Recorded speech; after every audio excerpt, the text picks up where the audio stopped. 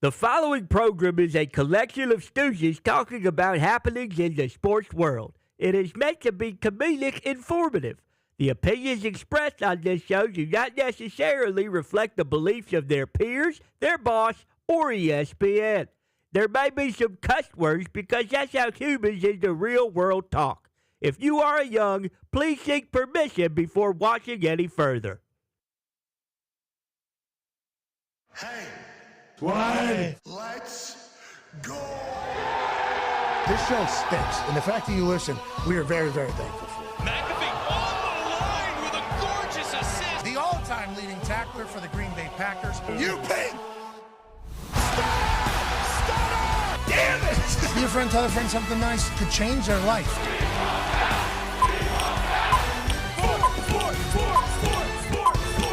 Hello, beautiful people.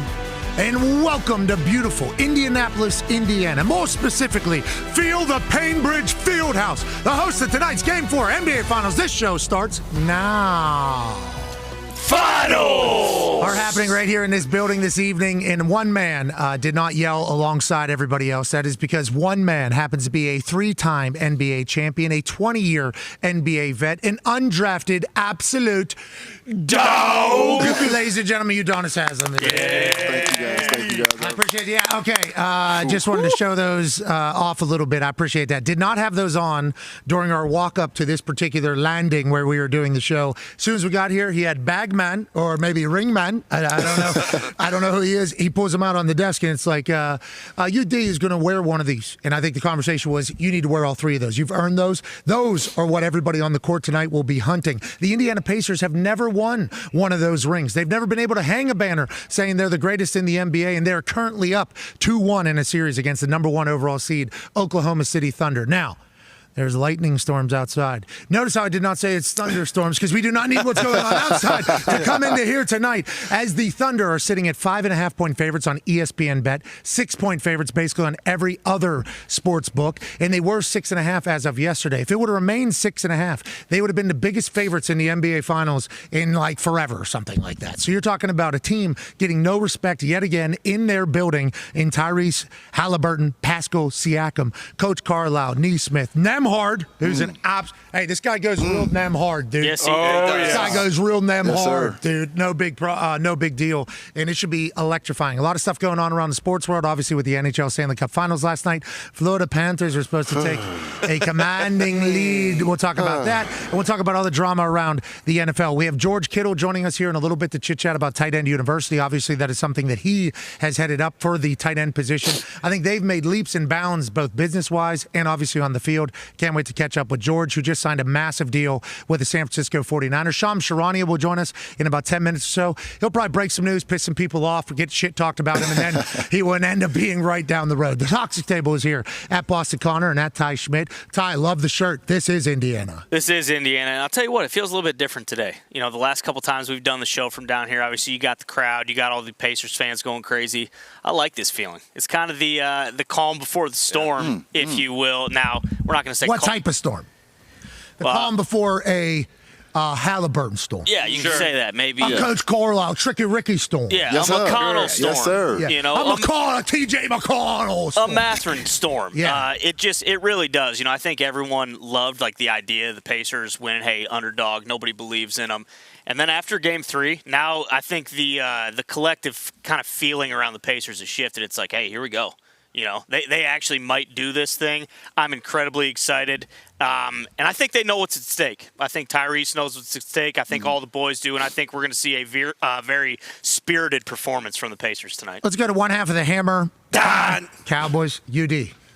Fucking keep up. One half of the hammer.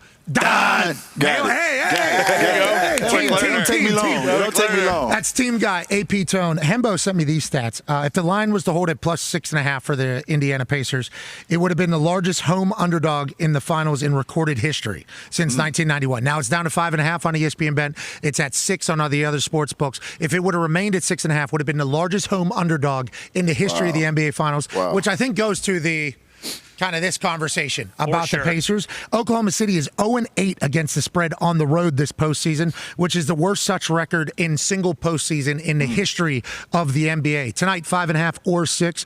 One half of the Hammer. Dahn. Cowboys, AP Tone. What are your thoughts on the lines tonight? Oh, no, your mic's off. Oh, no. Oh, no. It's still off, yeah. Yeah, we can't hear you. Oh, no. Check one. Oh, shoot. no. Good catch. Did not play football. Handheld, please turn it on. off, too. Did not play football. Okay, there it is. Pacers have been basically disrespected this entire playoff run. We go back to the Cleveland series when they were plus 9.5 on the road against the Cavs. They were dogs against the Knicks a bunch, and then they started this series plus 9.5 on the road against the Thunder, and then 5.5 last game. They've won 2 of the first 3 games. They are still plus 5.5 at home. They are still dogs in the series. The Thunder are minus 220 to still win the series, even though they are down 2-1. And you talked about the Thunder. They have not covered on the road yet as a favorite, but they also haven't lost 2 in a row in a very, very long time since 2024 we've talked about. So tonight, once again, it's one of those situations where something could break. Will it be a close game? Will they win a close one or whatever? I don't know. They haven't covered on the road, and the Pacers have been doubted all season long, or at least playoffs long. So it's an interesting. They are still being disrespected. Like, this line is disrespectful. The series line is disrespectful. And UD teams love that when they're disrespected, right? I love it. I love it. And I'm sitting there and I'm telling the Pacers, do not change the point spread.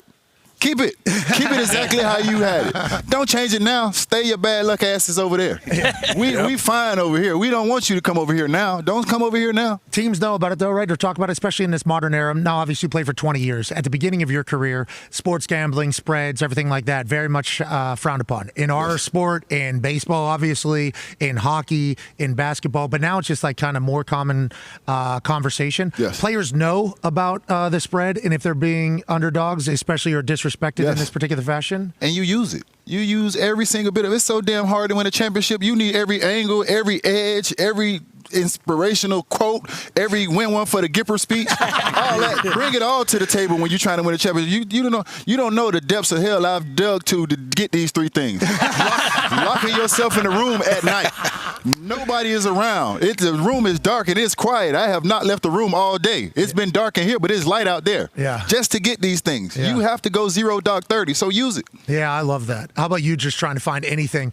Hey, did you hear what that guy said down the street? He said our team was ass. Let me go ahead and tell the boys that people think we're ass down the street. Let's go to college football national champion, Super Bowl champion, Ryder Cup winner, a man who drove through the storms to get here to Indianapolis today. What an honor. Yes, it is. Ladies and gentlemen, AJ Hawk. Wow. Hoggle. Yes, it is. Hawker! Yes, it is. Beautiful arena. I've never been here, so this thing is my first time. This is amazing. I love it. Yeah, Good so feeling. They built this in the 90s, I do believe, late 90s. They just renovated it like a year ago. You can tell. The stadium is glorious. The other night, it was very loud in here. UD was here, obviously, covering the game. AJ, you were watching at home. It does feel like the home atmosphere in this particular finals has certainly helped. Oh, gigantic. That's what makes me, when I see that the Pacers are still dogs, you're up 2-1 in the series. They've been being disrespected. We know that. But with the line, okay, let's say the Pacers win tonight and they go up 3-1. Are they still not favorites to win the series? Like, how's that going to flip it? So at this particular stage, if you win the game 3 and you go up 2-1 in the finals, it's an 80% win rate is the stat. I didn't make the stat up. They're just saying that's the stat. Yeah. We're not talking about any of this anyways. No. Can't think about it. Can't think about it. 2 wins away from a parade. Yeah, wow. A parade would be so. Oh, my God. Don't do it. Don't think about it. No, we're not thinking about it. Think about it. No, I'm going to just give you guys one thing. Okay. There's only one team that came back from down 3-1 in the finals. That was Cleveland Cavaliers with LeBron James. It's only happened once.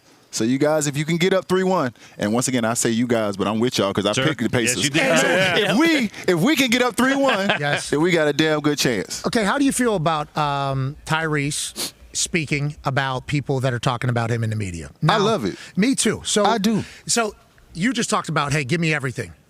You guys want to make us the underdogs, the biggest home underdog in finals history, recorded history, basically, with the spread in the sports book. Oh, they're still favorites to win the series. We're up 2-1. Okay, all those types of things. You want that. Obviously, media is heard in this modern world that we're in. Everybody has a phone. Everybody sees the clips. Everybody gets texted the clips. Everybody knows everything. Tyrese said, like, when these people on these media are talking about me, it's like, how much do they really know ball? And I think he's saying that because it's like, hey, these people are comparing me to pure scorers. I'm a point guard. I'm not a pure scorer. So in his mind, it kind of disqualifies the conversation. You don't even know what position I play or what my role is. So you talking about me is out of pocket. Now, Stephen A said he was talking about me. I don't think Stephen A was the only person to doubt Tyrese Haliburton. I mean, he was literally voted the most overrated player in the NBA. Stephen A took that personally and said, hey, there's a lot better players than you that have tried to talk about me. It's like, okay, relax, dude. Like, we understand you've been on TV for a long time and your job is to judge people, but it's not just Stephen A. It's been everybody that has kind of counted out Tyrese Haliburton. If you're James Johnson, if you're Coach Carlisle, if you're around Tyrese, you want that to continue, it feels like. That is kind of your style. Like, yeah, Tyrese, everybody thinks you're ass, buddy. That's the type of thing I think Tyrese thrives off of. I love it. Exactly. And I'm saying to myself, stay in that role. Stay in that underdog role. Keep that chip on your shoulder. A chip will make you a monster. A chip will make you dig into yourself and go further. I hate to say I said dig into yourself. But a chip will... Are you bopping wood? Yeah, I was bop wood. That was a bop wood moment. I had a bop wood moment. But keep that chip on your shoulder, man. Tyrese has thrived in that role. Do not change that. I hate when guys get to a certain level in their career and you change everything you did to get there.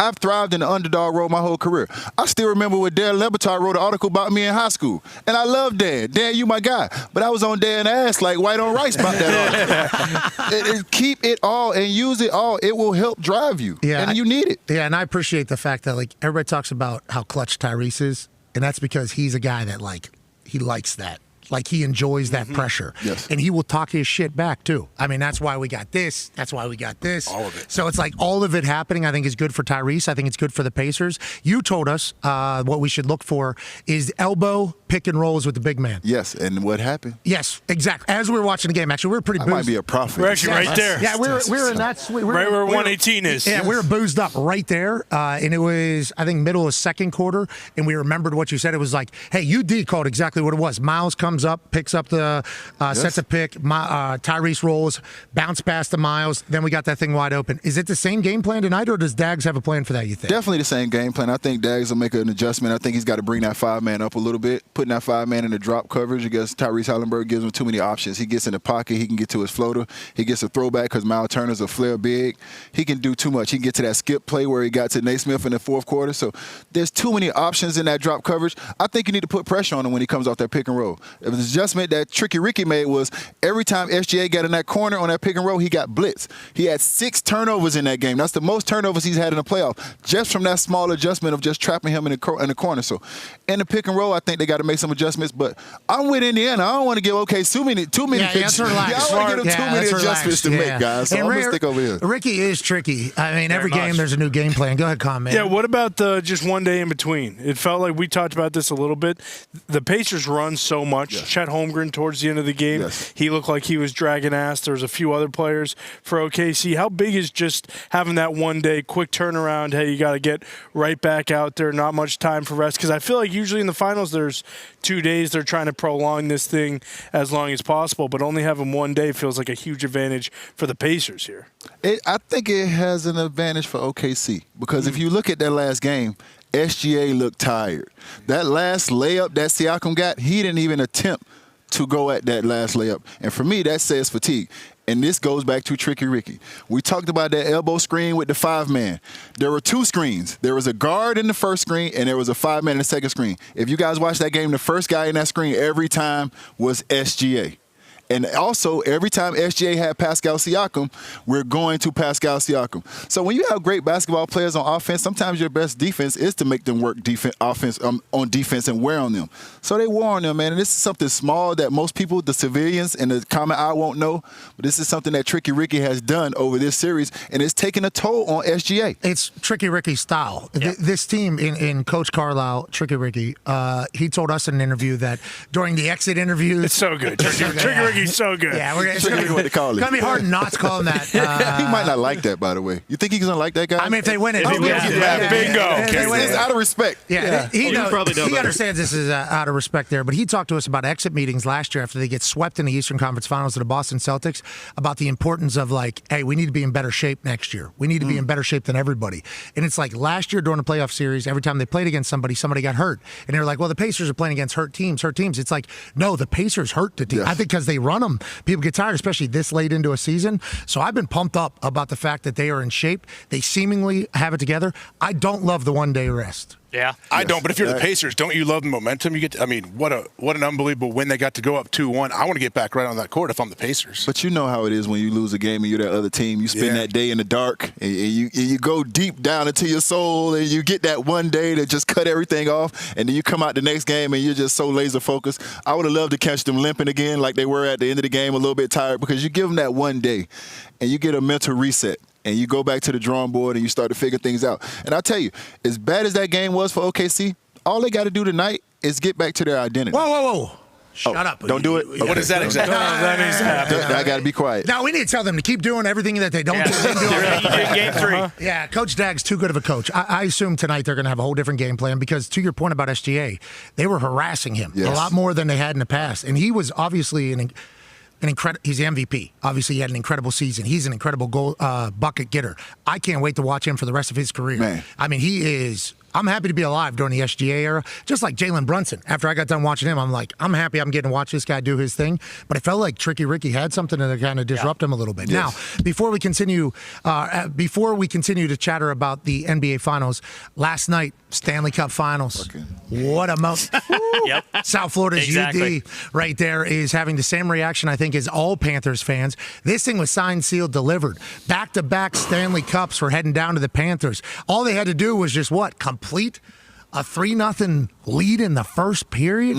Simple. And then bang, all of a sudden you're up 3-1. That thing's over. UD talked about how in the NBA, the only time any team's ever come back from being down 3-1 was LeBron James and the Cavaliers. Well, in the NHL, I don't know what the numbers are, but you get up 3-1, you have 3 opportunities to win one game, you're probably going to get that accomplished. The Panthers were back-to-back Stanley Cup champions last night at one point. And then the Edmonton Oilers said, I hate South Florida. I hate everything about when Dolphins players come in here and bang on the drums. Like Jason Taylor did last night. And what we got was one of the most electrifying hockey games of the season. Go ahead, Con Man. Yeah, to your point, I believe the stat that was sent in was teams on the road down 3-0. Only one team has won that game, and it was in 1912. Yeah, there it is. 550 Stanley Cup final games in NHL history. The Oilers become the second road team to come back down 3 goals. But go into the game, Matthew Tkachuk started it off. The Panthers come out hot right away. Chucky 5-on-3. How you doing, Stu Skinner? Still can't stop anything on stick side, and he makes it 1-0. Second goal, Chucky again. Easy money. Right now, if you're just watching this game as a spectator, I can't believe the Florida Panthers are just going to walk in and dominate at home and send the Oilers packing. Bad turnover. Not really Stu Skin's fault, but he does pay the price. This was the last time you'll see Stewie Skin on the ice in this series, probably because Calvin Pickard is now in. Nugent Hopkins starts it for the Oilers. Pretty good start here. If you're watching, you're kind of thinking like, okay, maybe the Oilers do have something. Maybe they have a little fight in the tank. High goals were kind of the move for the Oilers. Here, Nurse goes high as well. Kind of the same type of goal for Edmonton. Maybe that is Bobrovsky's tell. I'm not saying that because he's been so good, but 2 high goals. It looked pretty simple. A little backhander there in front of the net by Podkolzin. I hope I said that right. Podkolzin. 3-3 ball game all of a sudden. Third period clap bomb. How you doing? Glove side on Bob. Pretty filthy from Wallman. And then you think it's over. End of the third period. There's no way there's going to be more madness. Yes, there is a way. Rhino, he kind of gets the little ricochet from Tkachuk. all of a sudden you think the Panthers aren't going to blow this, okay? Then you go to overtime and you think, okay, well, if this is going to happen to the Oilers, then maybe the Panthers are definitely going to win. Huge scramble in front of the net. Bob can't find the puck. Puck squeezes back through his legs off the post. Ridiculous. After seeing this, I thought there's no chance the Oilers were going to win if the Panthers are getting this type of break. But lo and behold, Leon Draisaitl, he kind of comes up in the clutch. Now, some people are saying, hey, he's not even shooting it. This is a pass, kind of a lucky goal. There are no lucky goals. There are just goals that happen. And the Oilers tie the series up. Probably the best Stanley Cup final game we've had thus far if you're just watching for fun. If you're a Panthers fan, this might be the time you look back at it and say, holy shit, we had this series in the bag. Calvin Pickard, the backup goalie for the Oilers, comes in, saves the day. Oilers, 2-2. We're going back to Edmonton. At one point in the first period, the Florida Panthers had 20 shots, and the Edmonton Oilers had like 3. I mean, it was a full-on pummeling to start that. So to see the Edmonton Oilers have some fight, get the lead, and then Panthers answer, I mean, that's everything that Stanley Cup hockey is supposed to be. Let's go back to the truck. Nikki Skates, what does this say about the Edmonton Oilers team? Maybe McJesus, Draisaitl, and I don't know, they go back to Stu? I guess probably not going forward. What does this say about the Edmonton Oilers there, Nikki? It's incredible resilience, Pat, and test of fortitude for their depth there. You talked about the goalie change. This is the same thing that the Dallas Stars tried to do last round with Peter DeBoer pulling his goalie, trying to spark his team and energize them and get a wake-up call for the guys. It works in this case for the Oilers. Pickard comes in, re-energizes the guys. They go on this run here. You can't go back to Stu Skin at this point. It's Pickard's net from here on out, and you hope they kind of carry this momentum in and go back home to Edmonton and just keep it rolling because, like you said, this looked like it was over. This looked like it was all Panthers.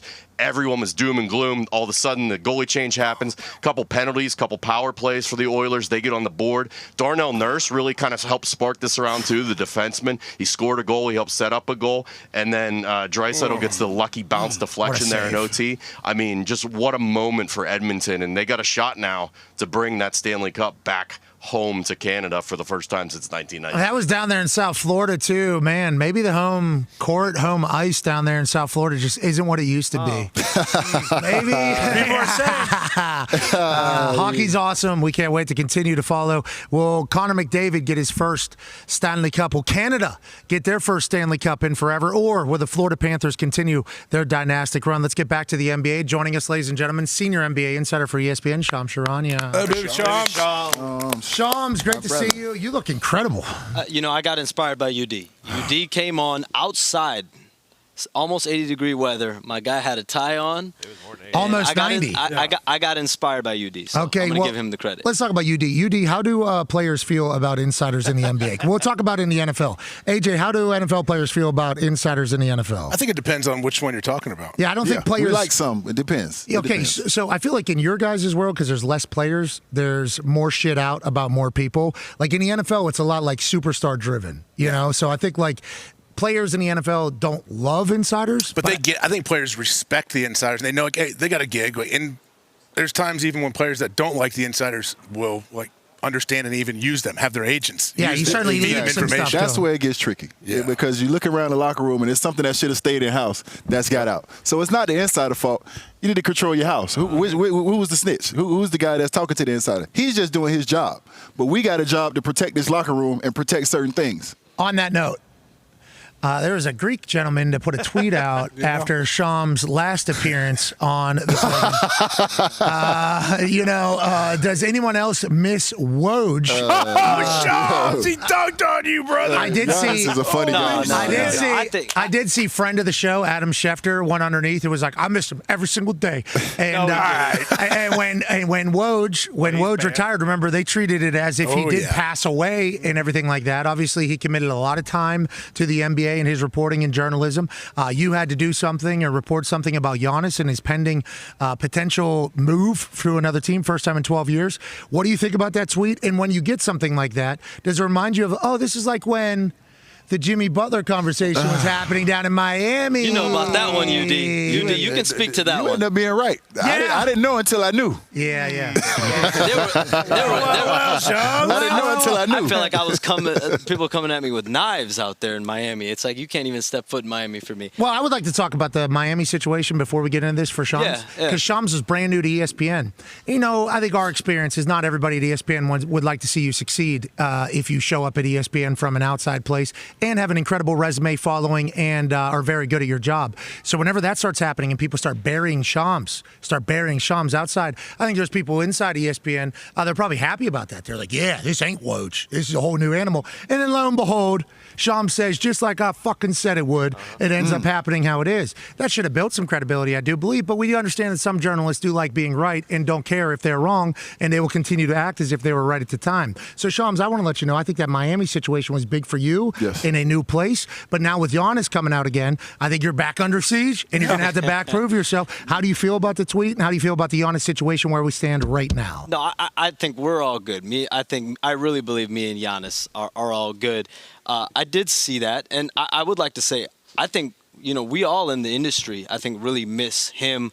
I worked with him for 2 years, two and a half years, and so I learned a lot. He was a great mentor to me, taught me a lot, made me better on a daily basis, and so that respect is definitely there. So I definitely miss him as well. He made me better. But I will say, every single day, I'm just focused on what I can control and my like job. to control the controllables. Control the controllables.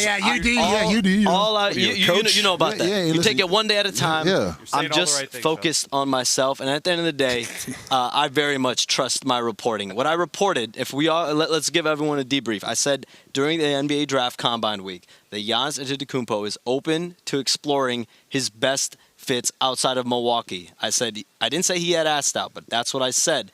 And I 1,000% stand by that reporting. That week, there were a lot of conversations, I'll just put it like that, in Chicago about his future. And so, with him, his representatives, and so that occurred. And now we're, fast forward about a month and a half later, we're getting closer and closer to the draft, free agency. I did say on the show the other day, this is not something I expect at the draft. This is not something I expect during free agency.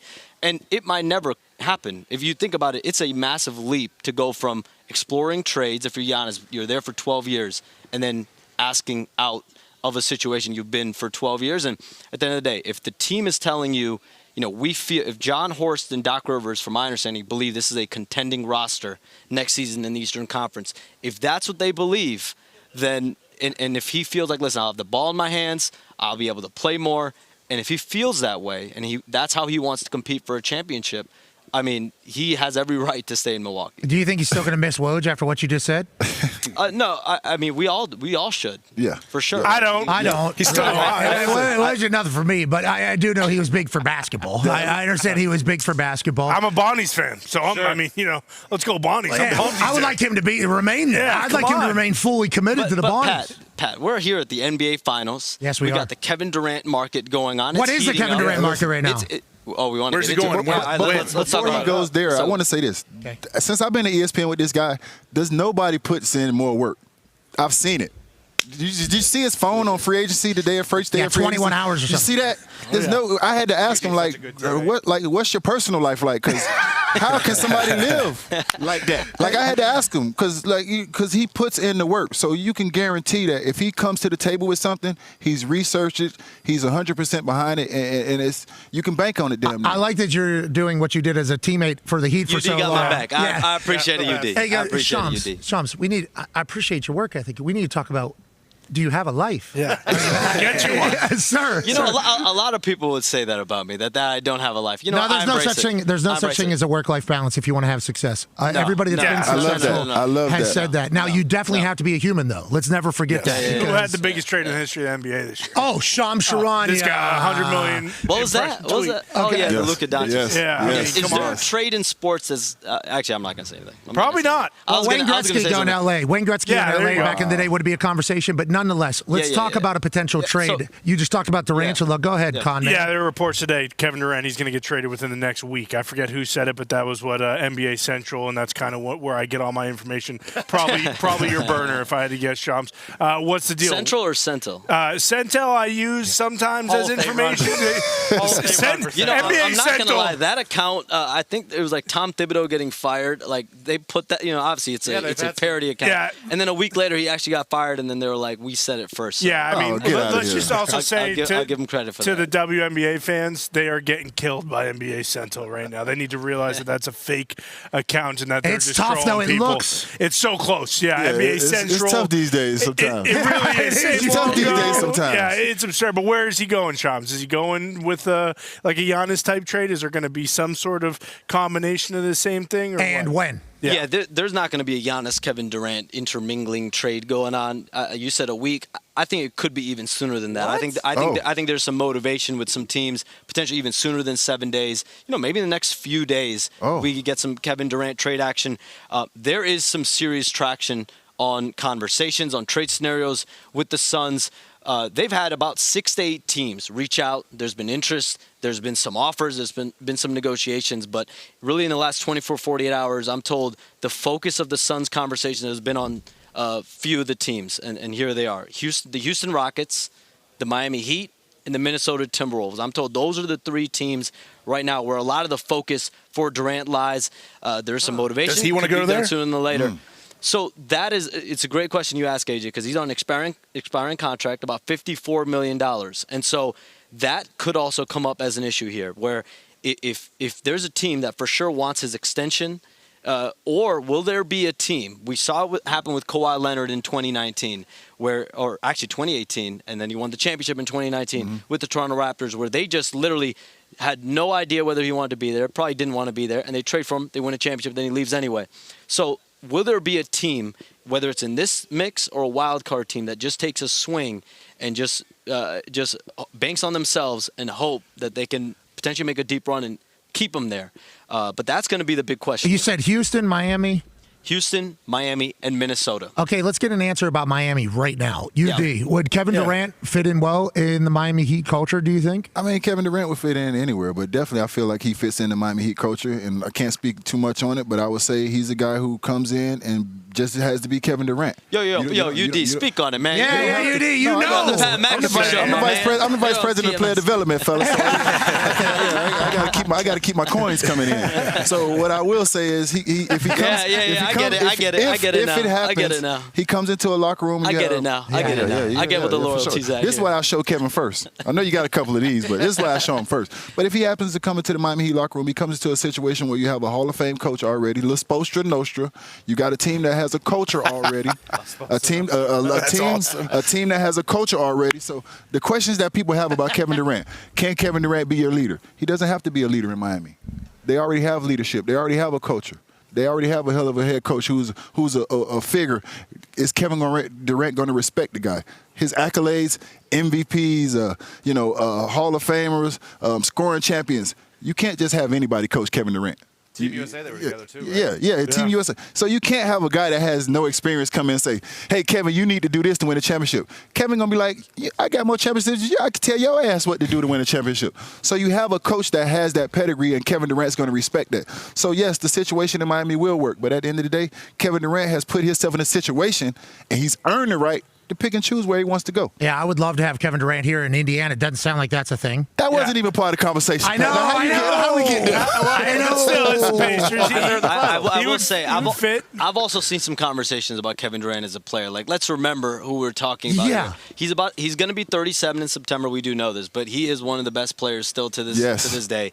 He made his 15th straight All-Star team this past season in a year that he's played. He obviously missed the 2019-2020 season. So all 3 of these teams, I think, are looking at this as like, if we get Kevin Durant in the fold, I mean, if you're looking at it from Minnesota's perspective, Houston's perspective, we can legitimately contend for a championship. And the East right now is wide open. So if you're Miami and you have a chance to pair Kevin Durant, with Tyler Hero, and Bam Adebayo. So that's really where the focus has been on those three teams in the last 24 years. And La Spostra Nostra. That's a great name. Him too. I didn't know that was a thing. But, La Spostra I don't know Nostra, if the East is baby. wide open. The Pacers have been to back-to-back. I'm sure the Celtics will still be good. How important is... Wait a minute. See, that was disrespectful just there. What? He didn't even know it. The East is wide open. Yeah, to How is it Andy. wide open? And we got a team right now that's... See how easy it is to disrespect the Pacers? Oh, yeah. It's all day, every day. Right there. In the city, in their building. Yeah. Yeah, I understand. He's been saying this for a couple days.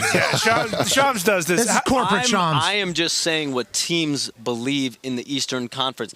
But look at the Pacers. We didn't expect them to be here, right? So could there be a team next year? What do you mean We did expect them to be here. Well, did most people around the league expect that? Those that know ball did. I don't think so. how important is Udoka for KD? Because obviously they have a really good relationship. When Udoka was in Boston, a lot of KD to Boston. That was a real thing. I love him too. Is that why he's going to Houston? Yeah, like UD for players. How important? Because you're a Boston guy, and I tell you, every time we were in a series with Boston, I would look down to their huddle, and it wasn't Marcus Smart, it wasn't Jason Tatum, it wasn't Jaylen Brown, it was Ime Udoka. He was the leader of that team.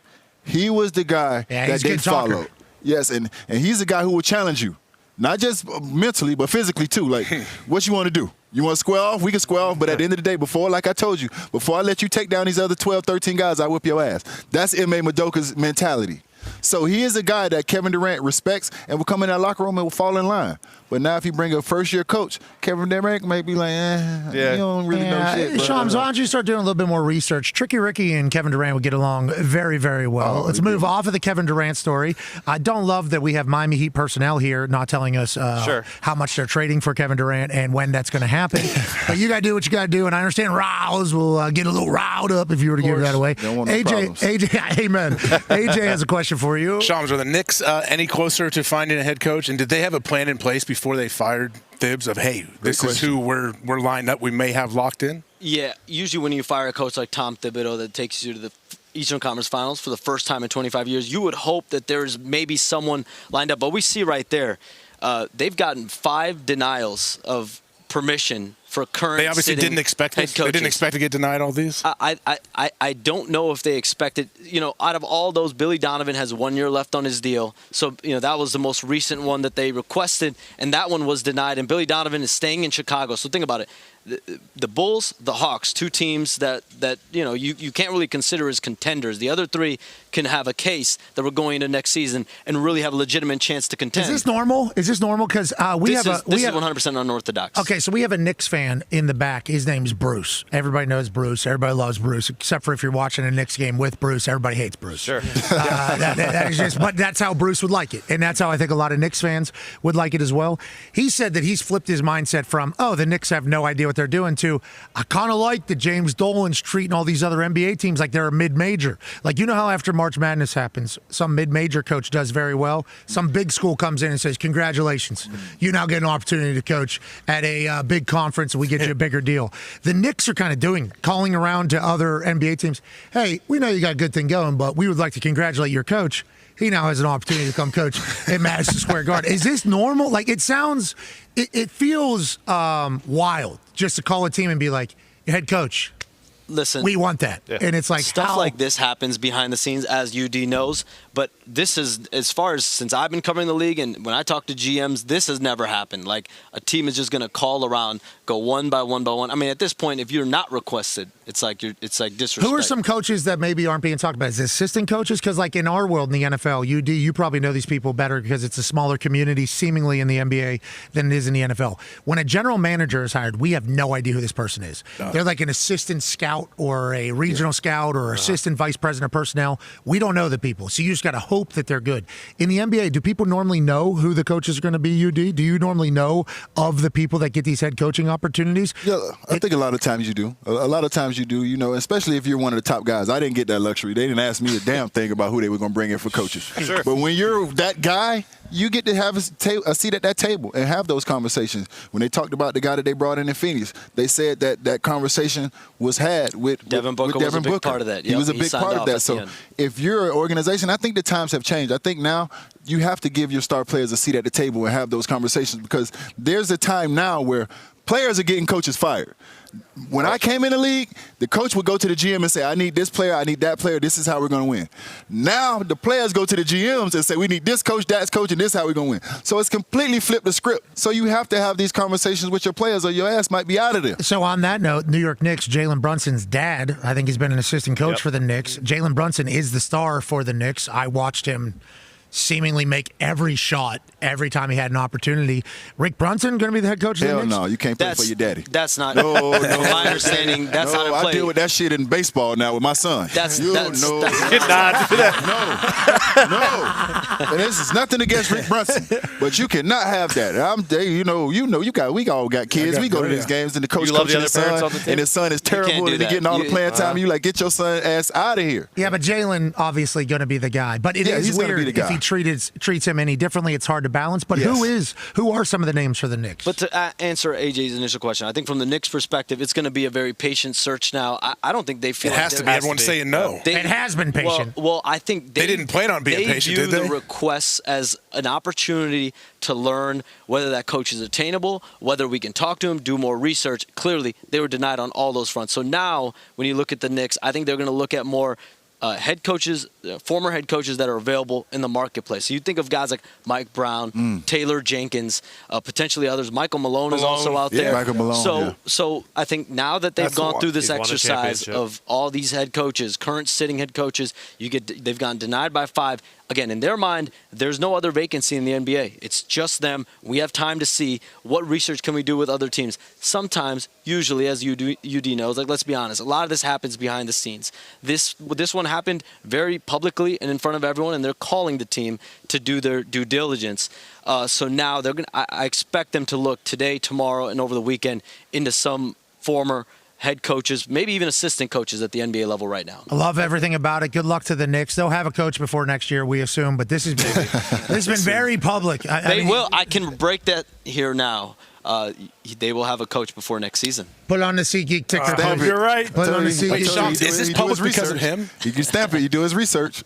Is this only public because of you, Shams? Like the fact that they were denied, or would this have been behind the scenes if you didn't report it? Well, you never know about that, but once you call a team, like they're not saying it. They're not saying, "Hey, we stupid." Like, does it have to go through the league office for them to request? It's usually team to team, but once you tell a team, think about it. Think all the people that could know. It's the GM. It's his entire front office. It's the ownership level. It could be a lot of other staffers, the coach himself, people around the coach. So by the time you're like, the Knicks are reaching out, understanding that it's possible. This is. Well, I honestly, I just thought the pecking order was bad. Like, I know, and I'm being honest. Like, you got to go after guys that you really have a chance. Why are you wasting your time on guys that you don't have no chance of getting?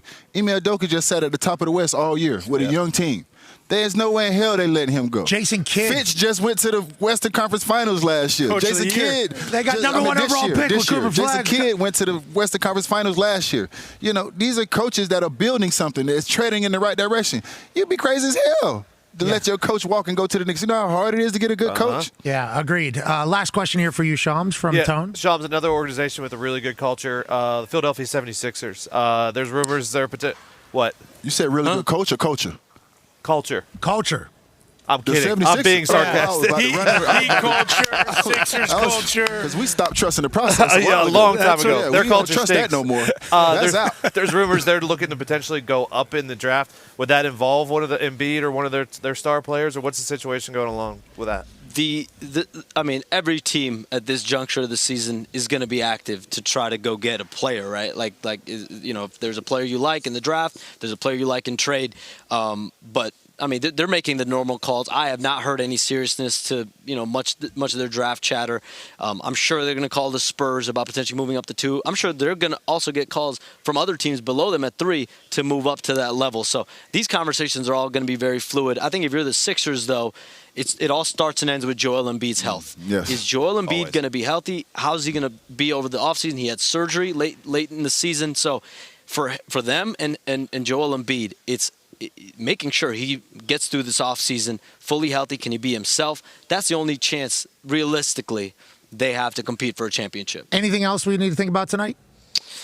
I mean, this game, for me, when I watched game 2, the bench was massive, obviously, for Indiana. Like, what was the discrepancy? 49 to 18? Game 2 is OKC bench. Yeah, it's always been the bench. It's the bench. It's at the end of the day, it's Tyrese. When Tyrese Haliburton plays the way he played in game 3, whoever wins game 4, I think is in a great position to win the series. So, all right, I appreciate that, Shams. Thank you for all the intel. Thank you for all the hard work. Thank you for your friendship, and I appreciate you just burning bridges all over the place.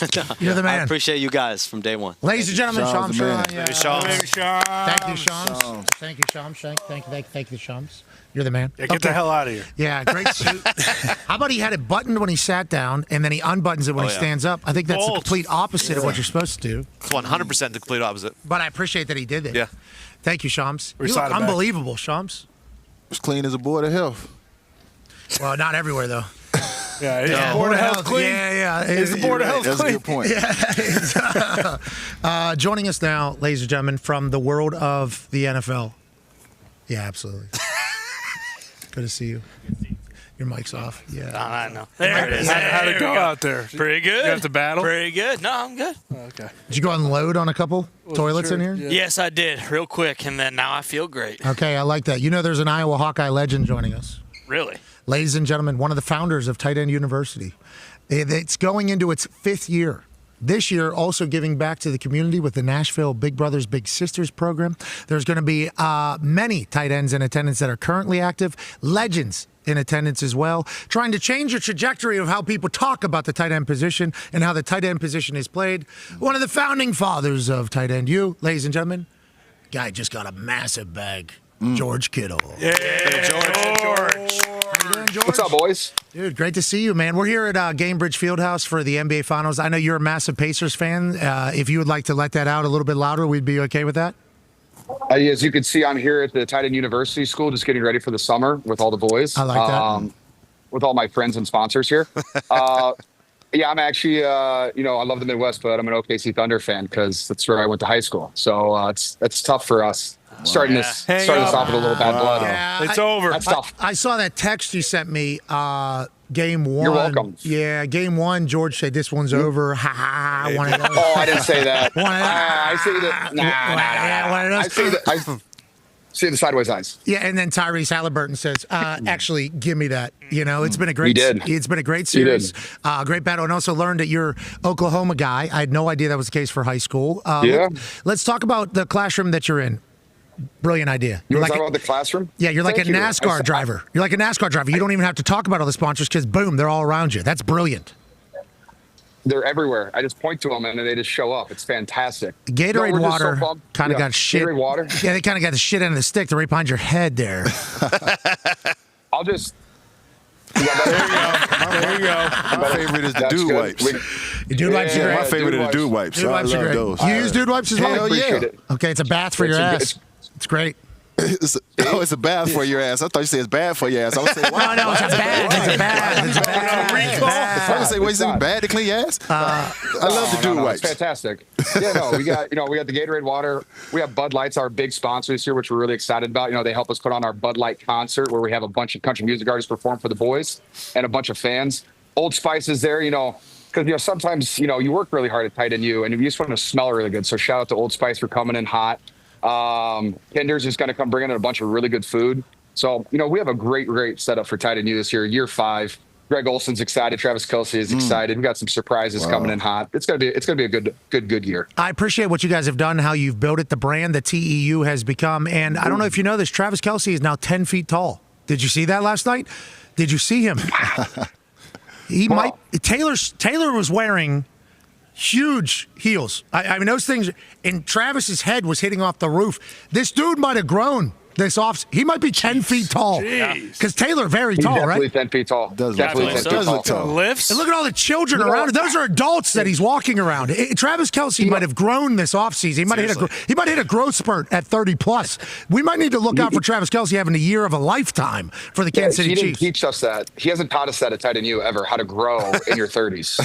Hopefully that's a topic this year. Okay, let's talk about tight end university a little bit more. Whenever it was being pieced together by obviously you, Greg Olson, Kelsey, the goal was like, hey, we need as tight ends to kind of maybe rally a little bit more, but also a little bit more respect on the position. I think that has happened over the last 5 years. I think the tight end position has obviously become much more prominent on everybody's team. What is the goal every single time you head down there, or you live there, but every time these tight ends flock to Nashville, what is the goal for the weekend?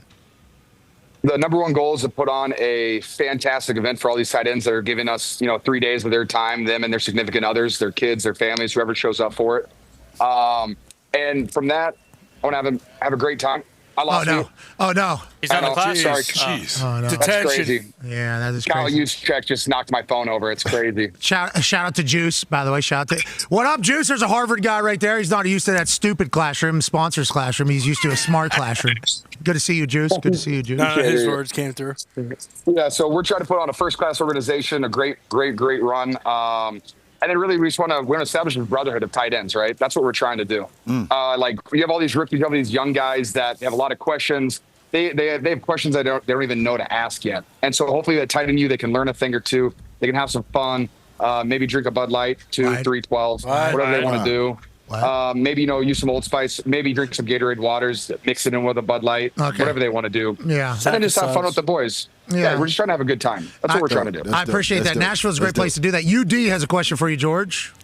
Please. George, man, big fan of yours, man, everything you're doing out there in San Francisco. My question is, because you already kind of answered it, my question is, did you have young guys there? Because you said tight end, I'm a huge University of Miami fan, so I've been a fan of the tight end position for a long time. You go to Jeremy Shockey's, the Greg Olsons, the Kellen Winslow Jr.'s, and I even played a little tight end back in the day, if you look at me. I'm sick. Yeah, I played a little tight end in the defensive end. Really? I got hit in my knee coming off the end, and I quit. That was it. They folded OG up real quick. I made it to 10th grade and I was done.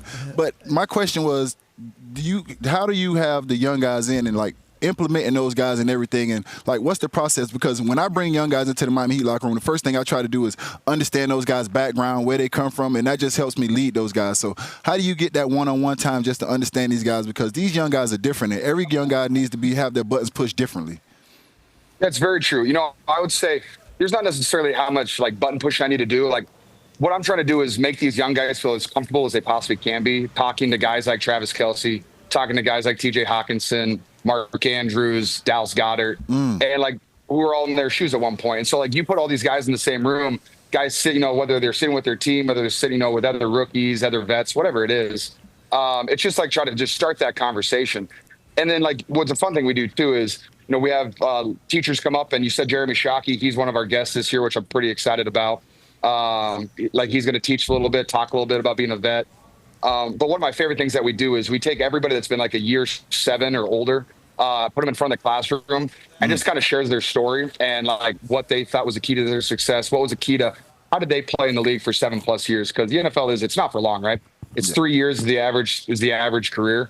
And so all the guys who have made it past 4, 5, 6, 7, 8, 9, 10 years, they've done something right, whether it's their mindset, whether it's the way that they approach the game. And if we can just teach these young guys that, maybe we'll put them at an advantage going into training camp. Not for long, not for George Kittle. How big was the deal he just signed? What was it? 76. Oh, not bad. There it is.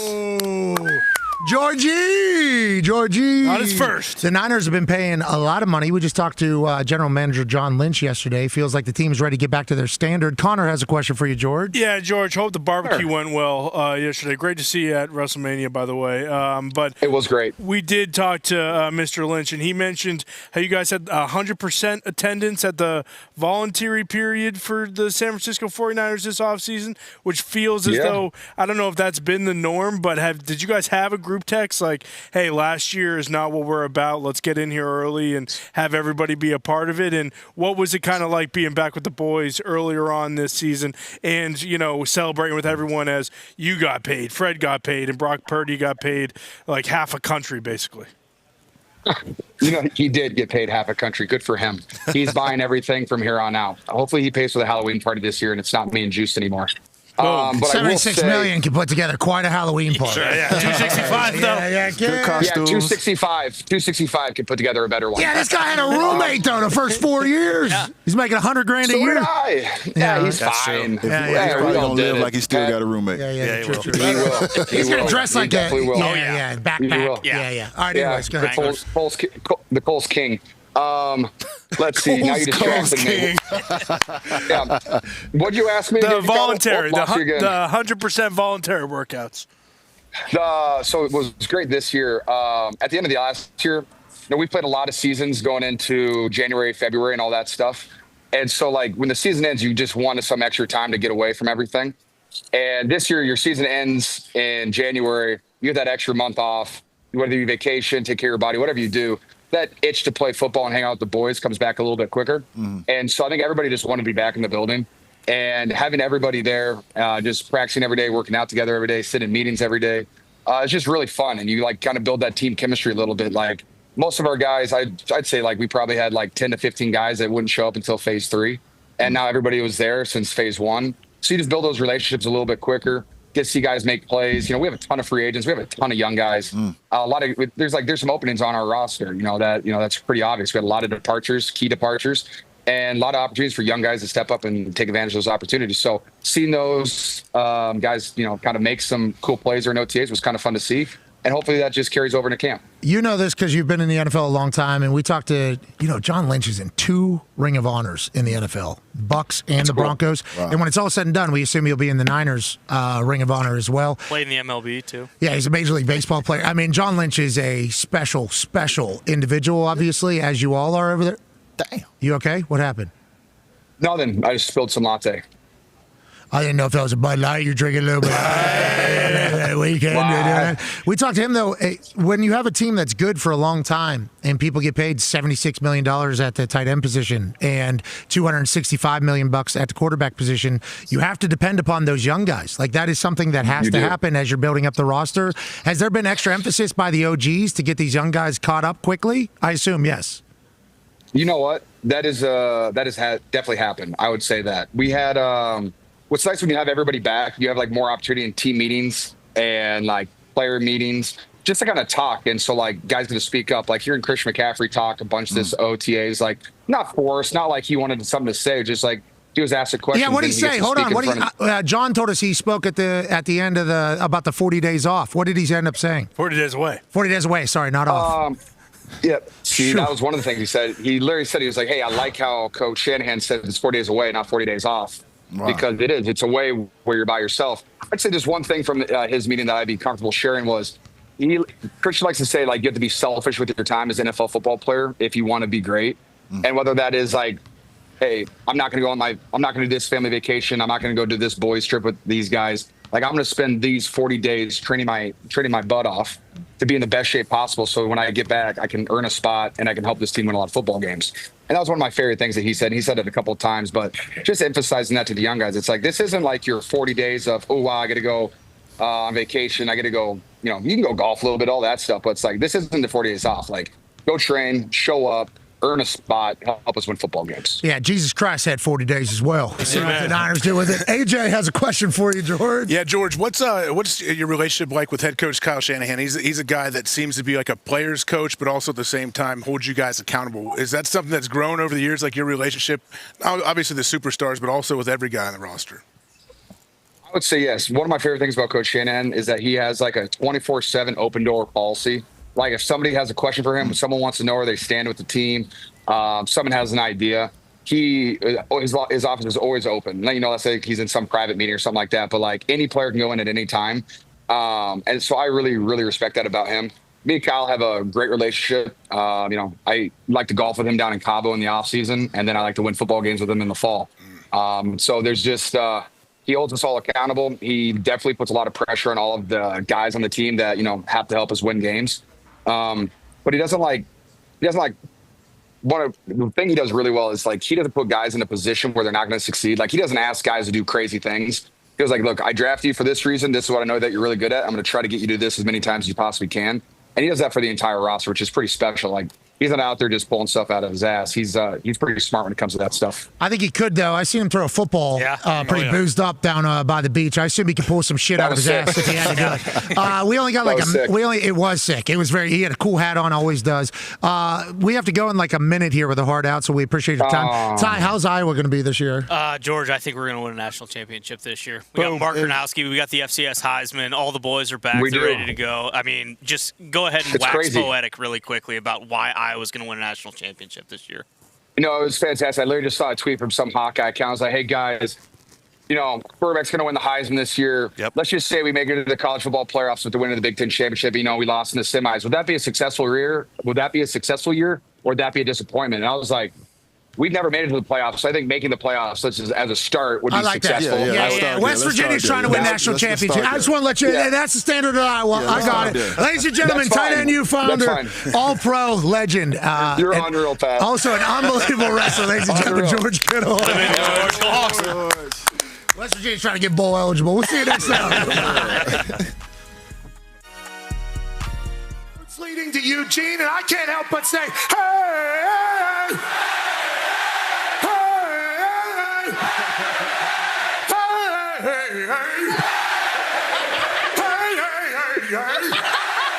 You make me want to jump, put my hands up and pick my heels up and all again now.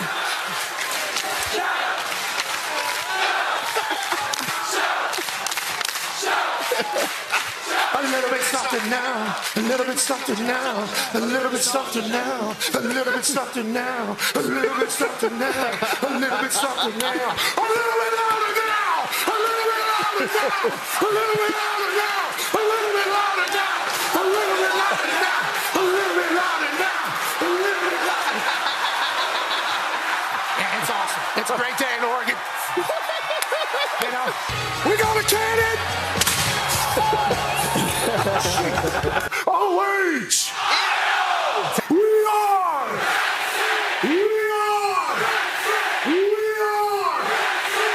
Thank you.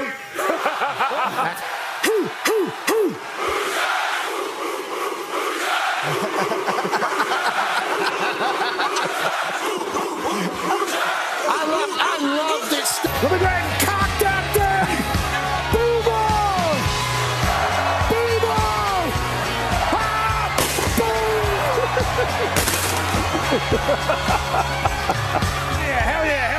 Hell yeah, Roughnecks! We got engineers, we got doctors, we got economists, we got real tests that have real implications happening. And all of these sons of said, give me college game day. Instead of studying, I had some questions about coming out here to Berkeley, but after experiencing it, it is very evident that this is one of the best cities in this here United States of America.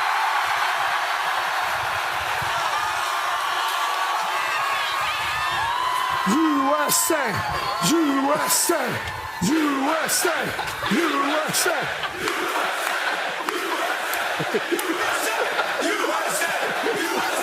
And this represents everything that is great with this country, with our sport. It doesn't matter which way you view the world. It doesn't matter which part of the country you're from. College football runs through our soul.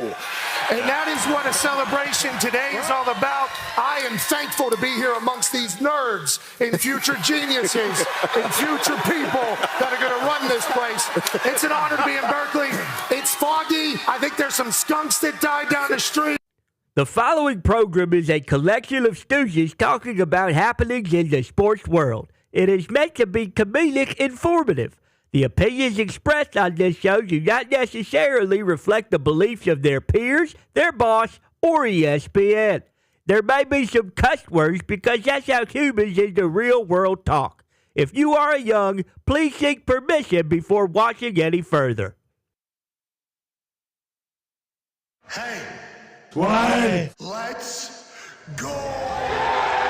This show stinks, and the fact that you listen, we are very, very thankful for it. McAfee on the line with a gorgeous assist. The all-time leading tackler for the Green Bay Packers. You pig! Stop! Damn it! Be a friend, tell a friend something nice could change their life.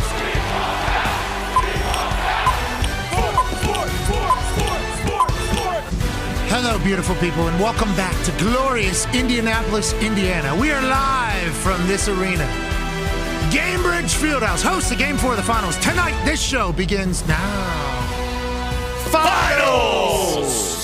Nailed it. There you go. You got it. You got to listen, guys. When I come from the bathroom, it's a reset. Yeah. It's a reset. I think a lot of people would be surprised that the only guy up here that didn't have the rhythm or the. It should not have been the brother. You're right. It should not have been the brother. You're absolutely right. Ladies and gentlemen, we have 3-time world champion, 20-year NBA vet, Udonis Haslam. Yeah, We appreciate you, UD. We have the Toxic Table at Boston Connor and at Ty Schmidt. We have one half of the Hammer, Dahn. I got it. Boom. Yes, you did. AP Tony. I got to be better, though, guys. I hold myself to a higher standard. You're a great teammate. Just so you know. There you go. I hold myself to a higher standard. We think you need to be better, too. It's funny. He said it. Says the guy from Boston who helped me get all these. Yeah, exactly. I just want to hold you to a higher standard. That's all. Tone, do we know anything about the gambling on tonight's game? Is there any updates on anything? I know the line has moved from 6.5 to 5.5 on ESPN Bet overnight. It is at 6 on some other sports books. Anything else we need to look at? Yeah, the movement from 6.5 to 5.5 overnight. As you said earlier in the first hour, 6.5 would have been the largest home dog in NBA Finals history. It's not like 5.5 is that much smaller. So still disrespect to the Pacers at -5.5. It's exactly what they were in Game 3 when they won that game. They're still dogs to win the series. The Thunder are -220 to win the series. Obviously, the sportsbooks think the Thunder are going to get tonight and then have home court advantage in that 3-game series to finish this thing out. SGA is also -220 to win the MVP. Tyrese has crept up to +300 to win the MVP if the Pacers win. So it's really kind of a 2-horse race there with Siakam. I mean, people were not shocked, but kind of a little bit shocked that Siakam won the Eastern Conference Final MVP there. So it's kind of a 3-horse race in that one, depending on who wins. But no, that's what we got for tonight's gambling action. Okay, it's back to 6.5 on ESPN Bet. Just got the update. So that would be the largest home underdog in finals history if this was to remain. Once again, OKC against the spread on the road this postseason has not been fantastic. SGA to score 35-plus points right there. Even money. Yeah. Even money. Yeah, that's because even Coach Carlisle understands you can put 34 on the score sheet for SGA before the game even starts. We shall see how that gets handled. Chet Holmgren, he had a fast start last game. Fast start last game. Was kind of going at it in the fourth quarter. He's getting buried because of what Miles Turner did to him. That could be a big bounce-back game for him. 10-plus points feels easy. Oh, that's rebounds. I'm sorry. Never mind. Pascal Siakam, total points, 20-plus. That feels easy. Yeah. That feels like a bet. And then Tyrese Haliburton, total assists, 10-plus. That feels easy. So this feels like a pretty good little prop bet here. There's only 6 people that have betted, I see. I think it says 6 underneath the flame. Is that the maximum amount of bettors they've had on ESPN Bet? I'm not 100% sure. I hope that's not how many people. That is all the users they actually do have. But, that feels like a pretty good bet. Yeah. I think we should maybe think about hammering it. Or was it a 6-legger and we just didn't scroll down?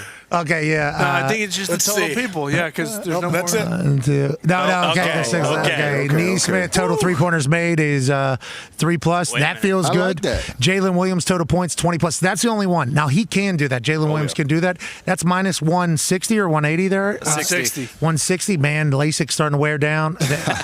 You used to be able to see that pretty clearly. The 6 and the 8s obviously blend together on TVs, but Jalen Williams, 20-plus points, interesting. I think that's the only one. Everything else I really like on that. And I like that Jalen can go absolutely ham. That's on ESPN Bet right now. Shout out to ESPN Bet. Shout out. Yeah. Seeing green.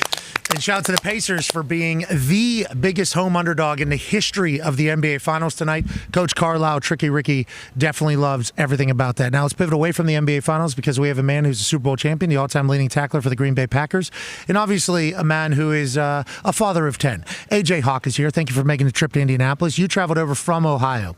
You grew up outside of the Cincinnati area. You are a Bengals fan. You actually got to finish your career, I believe, with the Cincinnati Bengals. Cincinnati Bengals are currently operating like the Bungles. This is not the modern Bengals. This is like 10 years ago Bengals situation. There's been conflicting reports. Schefter has told us specifically yesterday that the clause that they're trying to wedge into Shamar Stewart's contract is not normal. Then I saw somebody else on the internet say, no, this is a normal clause. don't feel like it's normal because the way it's been handled and the way everybody's reacting to it. Our guy, Teddy Karras, one of the leaders of the Cincinnati Bengals locker room, was interviewed yesterday, and he came out and said, there is no resentment towards Shamar Stewart or Trey Hendrickson in this locker room. We just hope the deal gets done before actual football takes place. This isn't desirable by any means, but we are not holding this against Shamar. We heard Shamar talk about the situation. He's very professional. He said, hey, like, I would like to be here, but I can't be a guinea pig in this entire thing. AJ is a Cincinnati Bengals fan, as a guy over in Ohio. I assume you got some Bengals fans friends. What is kind of the thought and a convo happening around this particular Bengals situation that feels like it's from yesteryear with the Bengals? Yeah, it does. It's like the same old Bengals. I'm around a ton of different Bengals fans. I grew up a Bengals fan, like about 40 minutes from Cincinnati, and there's not many people against Shamar Stewart where I'm from. Like the people that are talking about it, they're thinking, man, the Bengals are trying to do this again. They're trying to get one over on their players. And I think when you see a guy like Ted Karras come out and talk about there's no ill will, there's no hard feelings, the players know. Like the players respect when a guy also stands up and says, yeah, you're not gonna push this through because I'm a rookie and I should be scared to publicly say no and not sign and miss minicamp and miss all of OTAs. So I think if you actually listen to Shamar Stewart speak and not just read the words written out that are typed, it's hard not to be on his side. The Bengals feel like the last team that thinks that they're like almost smarter than all the players. Like it feels as though the business side of the NFL, all the players have learned it. And the Bengals drafted Shamar Stewart. I think the assumption was to replace, Trey Hendrickson, because Trey Hendrickson, their entire contract beef, and now it's kind of blown up in their own face because they're trying to slide in something to Shamar Stewart's contract where like these guys are so business savvy from the NIL. Like we've talked about this with college players coming in. They're going to be better with contracts and NIL and deals. Handling money. Handling it and understanding it. And this is kind of like the first time we're seeing it where the Bengals front office puts in this little thing that they've never used before, and they try and get one over on Shamar Stewart, and now they just look like idiots because they got Trey Hendrickson, their veteran pass rusher, pissed off. Now they got their rookie pass rusher pissed off. Like, how does this even happen? How's business happen in the NBA? I don't know, because I just see everybody get paid. A seventh guy is getting $80 million. How is it handled in the NBA? And do people in the locker room, like, for instance, in the NFL locker room, anytime there's a holdout or any business stuff happening, when they come back in the locker room, there's a, hey, welcome back, welcome back. Is it the same in the NBA? No, because we don't hold out. We don't have to. We ain't showing up without a check. That's not what we doing. And that's crazy to me that you draft a guy and then this guy shows up and goes through a certain amount of practices. No, he didn't practice. He was in the building, though. He was in the building, just wasn't on practice. Okay, but he showed up. Yeah. But you drafted him correctly. Yeah. For us, once you draft, that's depending on where you got drafted, you're signing on that dotted line. That's for us, too. It's already set in stone. So for me, it's weird because you drafted this guy. You obviously have plans for him to be a part of the future. Why wouldn't you want him in as soon as possible? You would want to make that happen to get that guy in as soon as possible. Get him acclimated, get him around the team, get him buying into the culture. They need him. Sam Hubbard, another edge rusher, retired. So they need him. So when the season comes, you hit the ground running as a football player, so you can be your best version. So we ain't showing up without a check. Don't say they're trying to protect themselves down the line if something happens. Yeah, unless you're undrafted like me. I showed up without a check. We got to try out. I didn't have a choice. You know what I mean? But if you get drafted, you ain't showing up without a check in the NBA. Well, here's another thing to think about that I guess Shamar is handling it much more maturely than we could have imagined. It's probably because of the NIL and everything like that. But if you look at what the Philadelphia Eagles did to Saquon Barkley, okay, Saquon had like 3 years left on his deal. They wanted to pay him so that Saquon was happy. Like, hey, we want to give the appearance at least that we care about Saquon. We want to take care of you. Guess what Saquon is? He will run through a wall for the Philadelphia Eagles. Not that he wouldn't before, but he's like very thankful for the Philadelphia Eagles. To set your business relationship up with your first-round draft pick like this, there can be some like cold-hearted. Yeah, there'll be some residual effects too down the line. Next year's first-round pick, like the agent, if you're the agent next year and you have a first-round client and he goes to the Bengals, they're going to say, all right, well, we're going to read this contract multiple times. We're going to go over and over it because we don't want them slipping something in here. But Shamar is like. Like when Tyrese got traded here to Indianapolis, like the reason why I think Tyrese is such a great leader of this team, for this city is because as soon as he came here, he like wanted to be a Pacer, wanted to be a member of the community. Like Shamar gets drafted this place, and the first experience he has with the Bengals is, oh, they're trying to screw me over like they've never done before. Like that's just not a good way to start a partnership. Like that's not a good way to start a business relationship. And it's like the Bengals fans that get mad about us talking about it, but it's like this is the reality. These aren't Madden players. These are humans. Yes. Okay, so whenever you try to sneak something into a human's contract that's a guinea pig type thing, and they go, no, we're not going to do that. That there is feelings now that you have just set up. So I can't continue to say this, but I guess I should. Like the Bengals literally just shoot themselves in the foot here for no reason. This contract is going to be nowhere near as big as Trey Hendrickson's contract, or as big as Jamar Higgins or Jamar Chase or T. Higgins's, or any of these Joe Burrow or any of these other guys. It's a rookie contract. It's slotted. To your point, whenever you say in the NBA it's slotted, the new CBA with the NFL, these things are pretty exact on what the deal is. So like trying to game it a little bit, I don't know what the pros and cons of it. I just don't really see. The risk is not worth the game. Exactly, in a relationship the risk is too. not worth the game. Like with Trey Hendrickson, they're going to have to pay him a lot of money. So if you want to play hardball with him so you can save yourself some money, understand. That shit happens to vets all the time, especially if the number's $40 million that you're comping there. But with a rookie contract, you know exactly what you're going to have to pay him. So just sliding this in to like piss him off almost. Now granted, rook-ass rook. Okay, that's how I viewed it. Like, yo, you're a rookie. I don't want to hear you talking about your contract. Then we learned, like, well, they're putting a clause in there and nobody else puts it. I'm like, okay, so I actually respect. And then the rookie talks. I'm like, this guy's actually kind of composed, because there is a feeling of him potentially hating the Bengals because this is initial. Because he already got paid by Texas A&M. Yeah, he's gone through this entire thing before. So now you're like trying to put a little clause in a contract, like you're trying to. I don't want to say screw him over, but that's probably what his agents are telling him. And do you think he's going to go? You think a second contract comes up? He sees what's happening with Trey, and he sees what's happening with himself and his rookie. You think he's looking forward to a second contract negotiating with them? No, he's probably just going to hit his 4 years and be like, all right, I'm going to go somewhere else. And once again, don't want to bury the Bengals, okay? Because I understand that the Bengals fan base are a great fan base. Their atmosphere over there is awesome. The Bengals team in the history is all good. Ohio. Ohio, we love Ohio. We love Ohio. We're close to Cincy, but this is a stupid thing. They're very passionate. The fans that I think, honestly, the majority of fans I'm around, they understand. If they've been Bengals fans for a long time, like they get it. Like they're not blaming Shamar, at least the people that I've talked to. I mean, a lot of people, though, I think, like we said, before you watch that video, if you just read an article and you read the quote, it's like, this guy's an asshole. Yeah. Shut up and get ready to play. But also then you hear him speak and it's like, oh, never mind. No, he's not. He's doing what he needs to do. And also it's interesting because the whole knock on him, or not knock, but like what they talked about during the draft process was like, this guy needs reps. Like that was his whole thing. That's why he only had 4.5 sacks in college, was like he needs the reps to kind of get where he could be, because we know he's a physical freak. So for them to deliberately be like, hey, we know you need reps, but we're going to do this and create a situation so you're not going to be on the field, it just makes no sense. I mean, to a guy who's controlled everything he can control up until this point. And that's what we talk about with guys. We can control what we control, the work we put in, staying out of trouble, the hours, watching the film. To get to this point, and there's something that's out of your control, has nothing to do with you, is stopping you from being on the football field. That's got to piss you off. You do not want to start it like that. You don't want to start it like that. I got added at an Instagram story. He's working. Oh, I saw that. Yeah. They added the LAA agency. I think is the agency that reps them.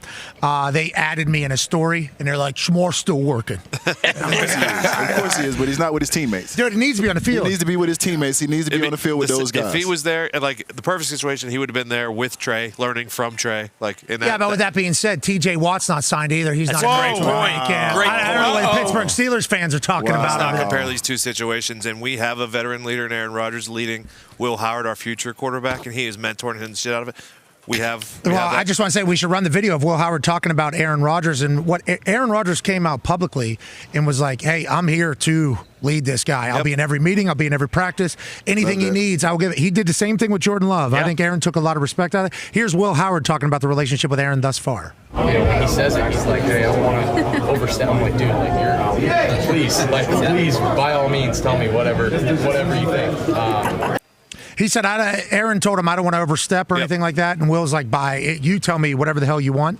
How hard is it as an OG to not want to piss off a younger guy, but also tell him, you're a good player, you don't know shit? Like, is there a balance there whenever you try to talk to? Because you talk about pressing different buttons and everything like that.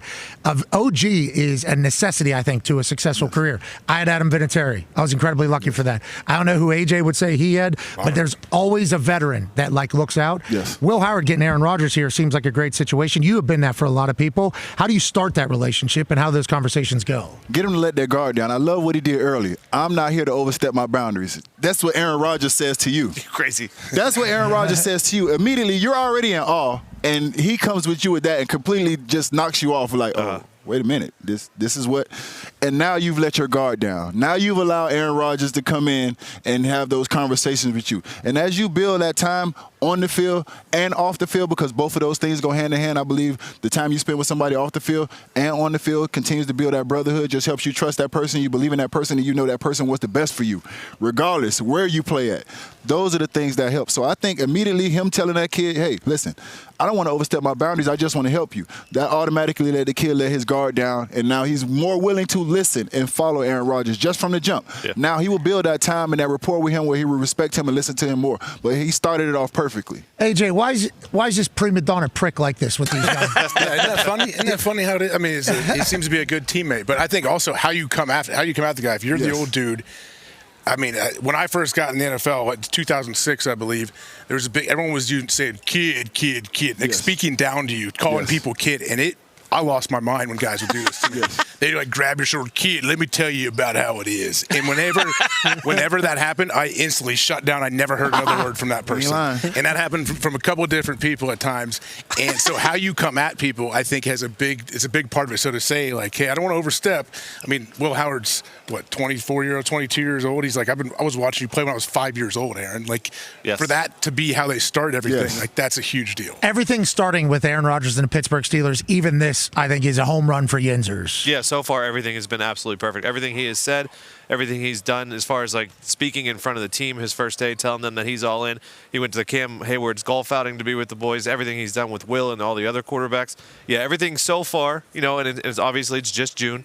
But everything so far has been perfect. Massive day here on ESPN. A historic event begins.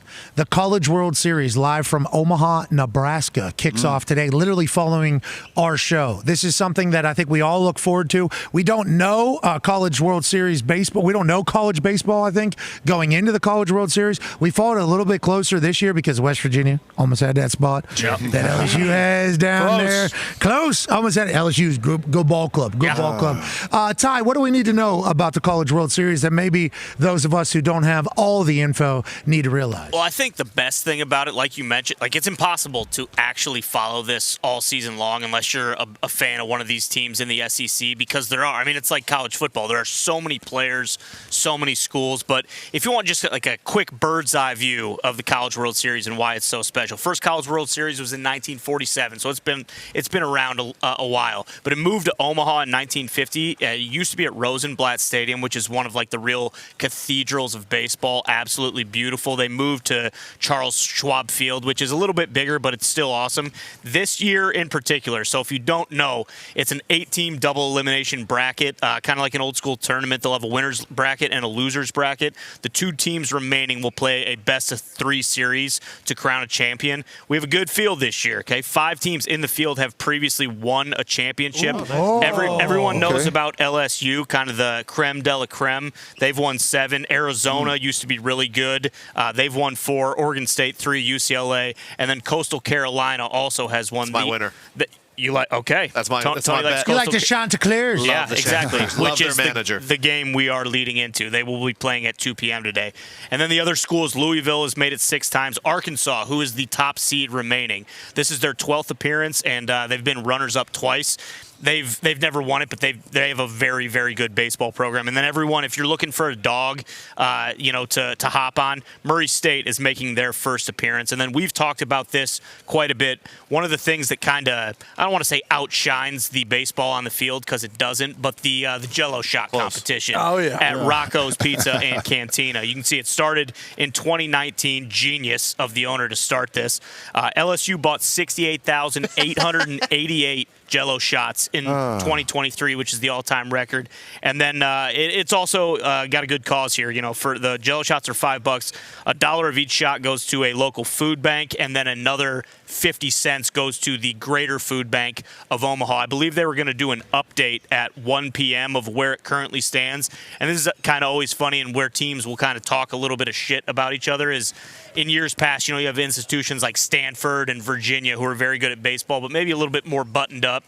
People not trying to go down there and just get real boozed up. And then you got the SEC schools. You got the LSUs, the Tennessees, had West Virginia made it. Schools like that who like to have a good time, they're coming in and just getting real boozed up, buying in droves. And then also just overall, like the play on the field, we talked about Paul Skeens. He kind of took over the world when LSU was in the national championship a couple years ago. There are 7 players in this year's field that are projected to be first-round picks. They're headlined by LSU's pitcher, Cade Anderson. So, again, there's a lot going on right now with the NBA Finals, with the NHL Finals, everything going on in the NFL. But these games will be sprinkled for the next 10 days or so. And it's an exciting brand of baseball. It really is. You're probably not going to see too many pitchers' duels. You're going to see a lot of home runs, a lot of stolen bases, a lot of great plays. So if you find yourself with nothing to watch and you want to just pop in like the 5th inning or something like that, usually these games will provide fireworks. He's talking about it being exciting games. The over-under for Murray State and Duke. Murray State won that game to get into the tournament.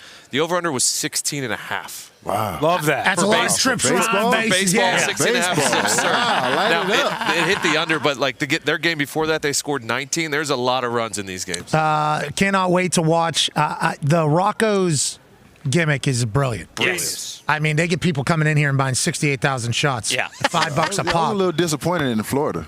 I would have thought we'd have did better than 4,100 or something. Probably got a little Was it an early exit? Maybe it was an early exit. I did that in my year. What's going on? We got that out the way early when I was there. I read at the bottom of that D-Bone graphic, and there was a lot of words on that graphic. Shout out to D-Bone piecing that together. Go ahead and took $1 from each shot goes to the local food bank, while another 50 cents goes to the Heartland Food Bank in Omaha. So it's actually $3.50 per shot that is going to Rocko's. Yeah, correct. Okay. So 68,000 times 350. Carry the 0, carry 2. Congrats, Rocko. The Coastal Carolina manager, the team Tony played, that's like the feel-good story of the College World Series, too. I mean, I don't know the exacts of it, but I guess the last time Coastal was in the College World Series, his son actually was just coming off having a stroke, really young, a serious medical problem. Son's all good now. I think he's a freshman in high school or something. Son is now coming with him to this College World Series, first time since they've been back. So that's kind of like the feel-good story. Yeah, that is pretty emotional, I would assume, as Gainbridge Fieldhouse is getting filled with yellow shirts for the gold out that'll be taking place here tonight for Game 4 of the NBA Finals. Obviously, 9,126 days it had been since the last time the Pacers hosted an NBA Finals game. Wow. This place was upside down 2 nights ago. We assume the same for tonight. It's Friday. Yeah. A lot of working people out here in Indianapolis. So Friday night is normally a celebration. Yes. Think about having one here. Yeah, I think everybody's thinking about having one. Good night to have one. Hey, thank you, shirts people. Thank you. Looks like the throwback Pacers logo on those shirts. Yeah, I do. I'm getting a little bit of throwback vibes, even though we want a different outcome from when I was playing. I'm getting a little throwback vibes walking in here, and I'm looking around, and let me tell you something. This place, you feel this crowd, and you feel these people, and you feel these fans. Okay, so that's being talked about a little bit more, I think, especially with the building being there. OKC obviously got a lot of credit for their fan base, which I think is warranted, especially from watching. I haven't been there just from watching. The Indiana Pacers fans weren't getting a lot of love. They're like, hey, Oklahoma City, that's a tough place to play.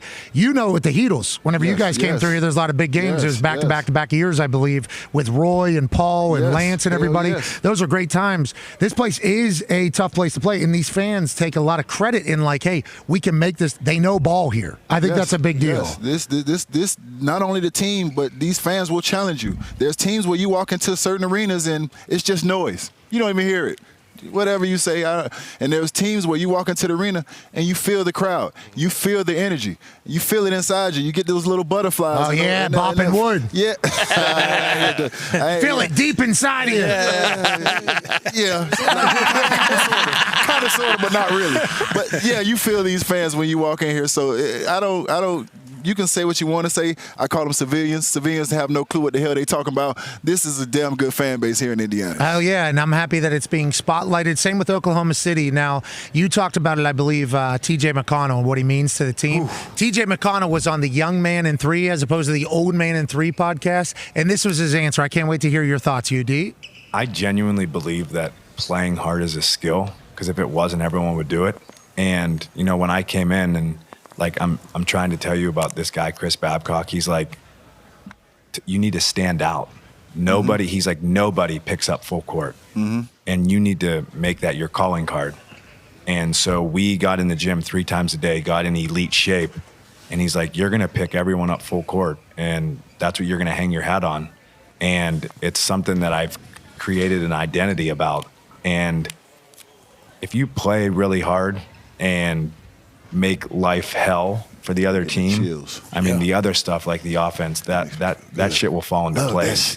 But hell yeah, if you're going and playing to exhaustion every time you're out there, like I said, it gives you a chance to make a roster and to get more minutes. I mean, I feel like I've made a 10-year NBA career on, you know, just outplaying people. I mean, you have to have skill, obviously, but just making life really difficult on both ends. UD, you said you were getting chills listening to that. It's very obvious that is how TJ plays whenever you watch. He's a Pittsburgh kid. There's not a lot of Pittsburgh guys that make it to the NBA. We're more of a hockey, obviously, football town. But him carrying that into the NBA Finals and being spotlighted 10-5-5, first player ever off the bench to do that in front of his grandpa who was here and everything. But what do you think about TJ McConnell, and how big of a tone setter is that for the entire locker room? That is a huge tone setter. And let me tell you something. I've never seen a coach have a problem with the hardest worker. No. So all you kids at home that's complaining about your coach don't like you, he don't play me because I've never seen a coach have a problem with the hardest worker. Just be the hardest worker and everything else will figure itself out. I came into the Miami Heat and Keith Askins pulled me to the side and said, you know how you going to make this team? Defend and rebound. He ain't said nothing about scoring the basketball. He said defend and rebound. Guess what I did? Be the leading rebound in the whole history of the Miami Heat. Oh, yeah. That's how that's what I did. It was one play in practice where the ball literally dribbled past. It was a shot that went up, went to half court. I chased it, grabbed the ball. Riley blew the whistle and looked at me. I said, oh, shit, I thought I did something wrong. He said, why didn't you stop? I said, because the play was still going and I didn't hear a whistle. He smiled at me and laughed. Later on that day, I found out I had made the team. Hell yeah. Just because I was the only guy that was willing to chase that rebound. TJ McConnell is the only guy that's willing to pick up 94 feet and turn your ass and pressure you. He's the only guy that's going to get 5 steals in however many minutes he got in the game. He's the only, and you see the look in his eye when he was yelling to the crowd, that was some scary shit. He is that guy, and you believe those guys. That shit gave me the chills. TJ McConnell is a guy, not only is he playing against these guys in this series, when he plays against the Miami Heat, he's the guy who I look in the locker room and I tell guys, watch this guy. We got to watch TJ McConnell because his effort and his energy can overturn the whole game and make that team get energy and effort and play the way he's playing. AJ, he said playing hard is a skill because if it wasn't, everybody would do that. Facts. That's real in football too, I think. You know? That's so real. I've said for a while, I think durability is a skill as well. It's something you can work on through. Like, obviously there's bad luck and people get injured, no question, but I think you can work yourself into good enough shape to where you can be a durable player, but also when you talk about playing hard, it makes so much sense with how he lays it out there.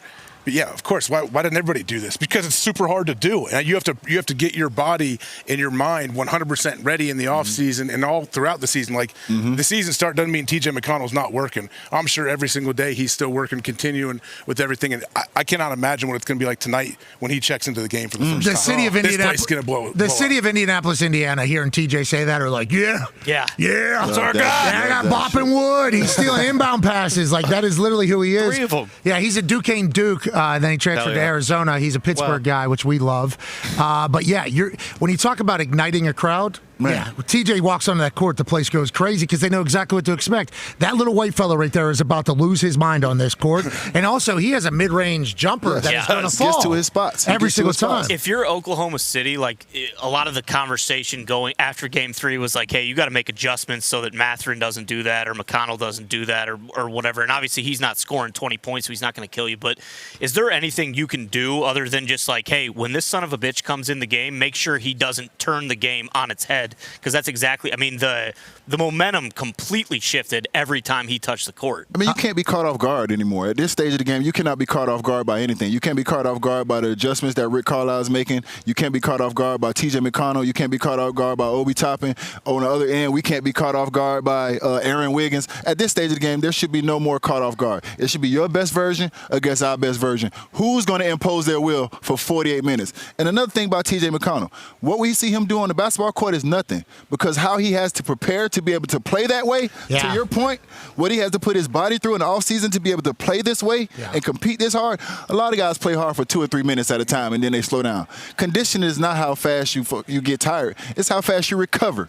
For this guy to be able to play that way, he has to work his ass off in the offseason. He's also made a name and had this 10-year career. Like, you would think in this day and age he would be a 3-and-D guy. He's not like he'll hit a 3 though. He will hit a 3, and they will give him the opportunity. That's what I mean. By the way, they will lay off of him. He gets the ball at the 3, and everybody's like, "Yep," like it's like a pickup game. Go ahead, and he takes his time. Prove to us that you can make this. He does. But he makes it all net. It's all net, and we're just gonna keep giving it to him. Listen, I hate that about basketball, bro. I understand that the percentages say that he's not gonna make this shot, but you're just gonna keep giving guys wide open shots. It's bad habits, in my opinion. It's bad habits. You talk about the bench, and obviously T.J. McConnell was a massive piece of that. Had a NBA Finals record-breaking night. There was also another man that punched his ticket into legacy forever. Mathurin becomes one of the only 5 players in Finals history to have 25-plus points at the age of 22 or younger. Look at that list of who's who in the history of basketball. Mathurin, always been a guy, right? Just kind of looking for the right opportunity. Has found one here at the Pacers UD. Yes, and I mean, I was the one who picked him before that game to be the X factor coming into that game. Yes, you actually did. Up until that point, he had not really been Benedict Mathurin. But I'll tell you one thing about this guy. When the man came in the league, the man said he ain't scared of Bron. I play Bron and I beat Bron. So he is not lacking confidence at all. So I was sure this guy, who has been a 3rd leading scorer throughout the season, at some point would have to get it going. And shout out to Carlisle, because it's easy to pull him out of this series because he has not had it going early. But he stayed with him. He kept going. And I think that infused confidence into him. And also you get confidence from your guys in your locker room. And his mama and sister came from Canada to see him play. So you got your family coming over. Can we talk about Canada? Because something in the water. Uh-oh. It depends on talk about basketball. Not in the hockey. Not hockey. We're talking about something in there in the similar. It ain't similar. It's something in the milk in Canada, man. Because SGA, Benedict, Nimhard. I mean, these guys. Brooks. Dylan Brooks. Yeah. Oh, damn.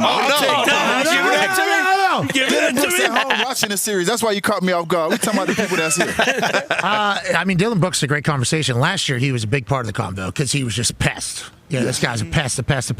Does every team have one of those? And would TJ be considered the guy for the Pacers? Who's like a Yes. Every team has a guy in the locker room that you can't get rid of. Every team in every sport, even football. Yep. There's a guy in every locker room that probably gets no praise, but you cannot get rid of this guy. If you get rid of this guy, all the shit, it goes to shit. Every team has a guy in your locker room like that. T.J. McConnell is that guy here. Also, JJ plays that role here. So they have 2 guys here. But most teams have one guy in the locker room. And if you lose that one guy, all hell going to break loose in there. You've been talking about smacking wood and bopping wood and deep inside of you and all that stuff. I mean, that's been on you, not on us. You have the freedom to say whatever you want. I don't do the deep inside, but I'll bop a little wood.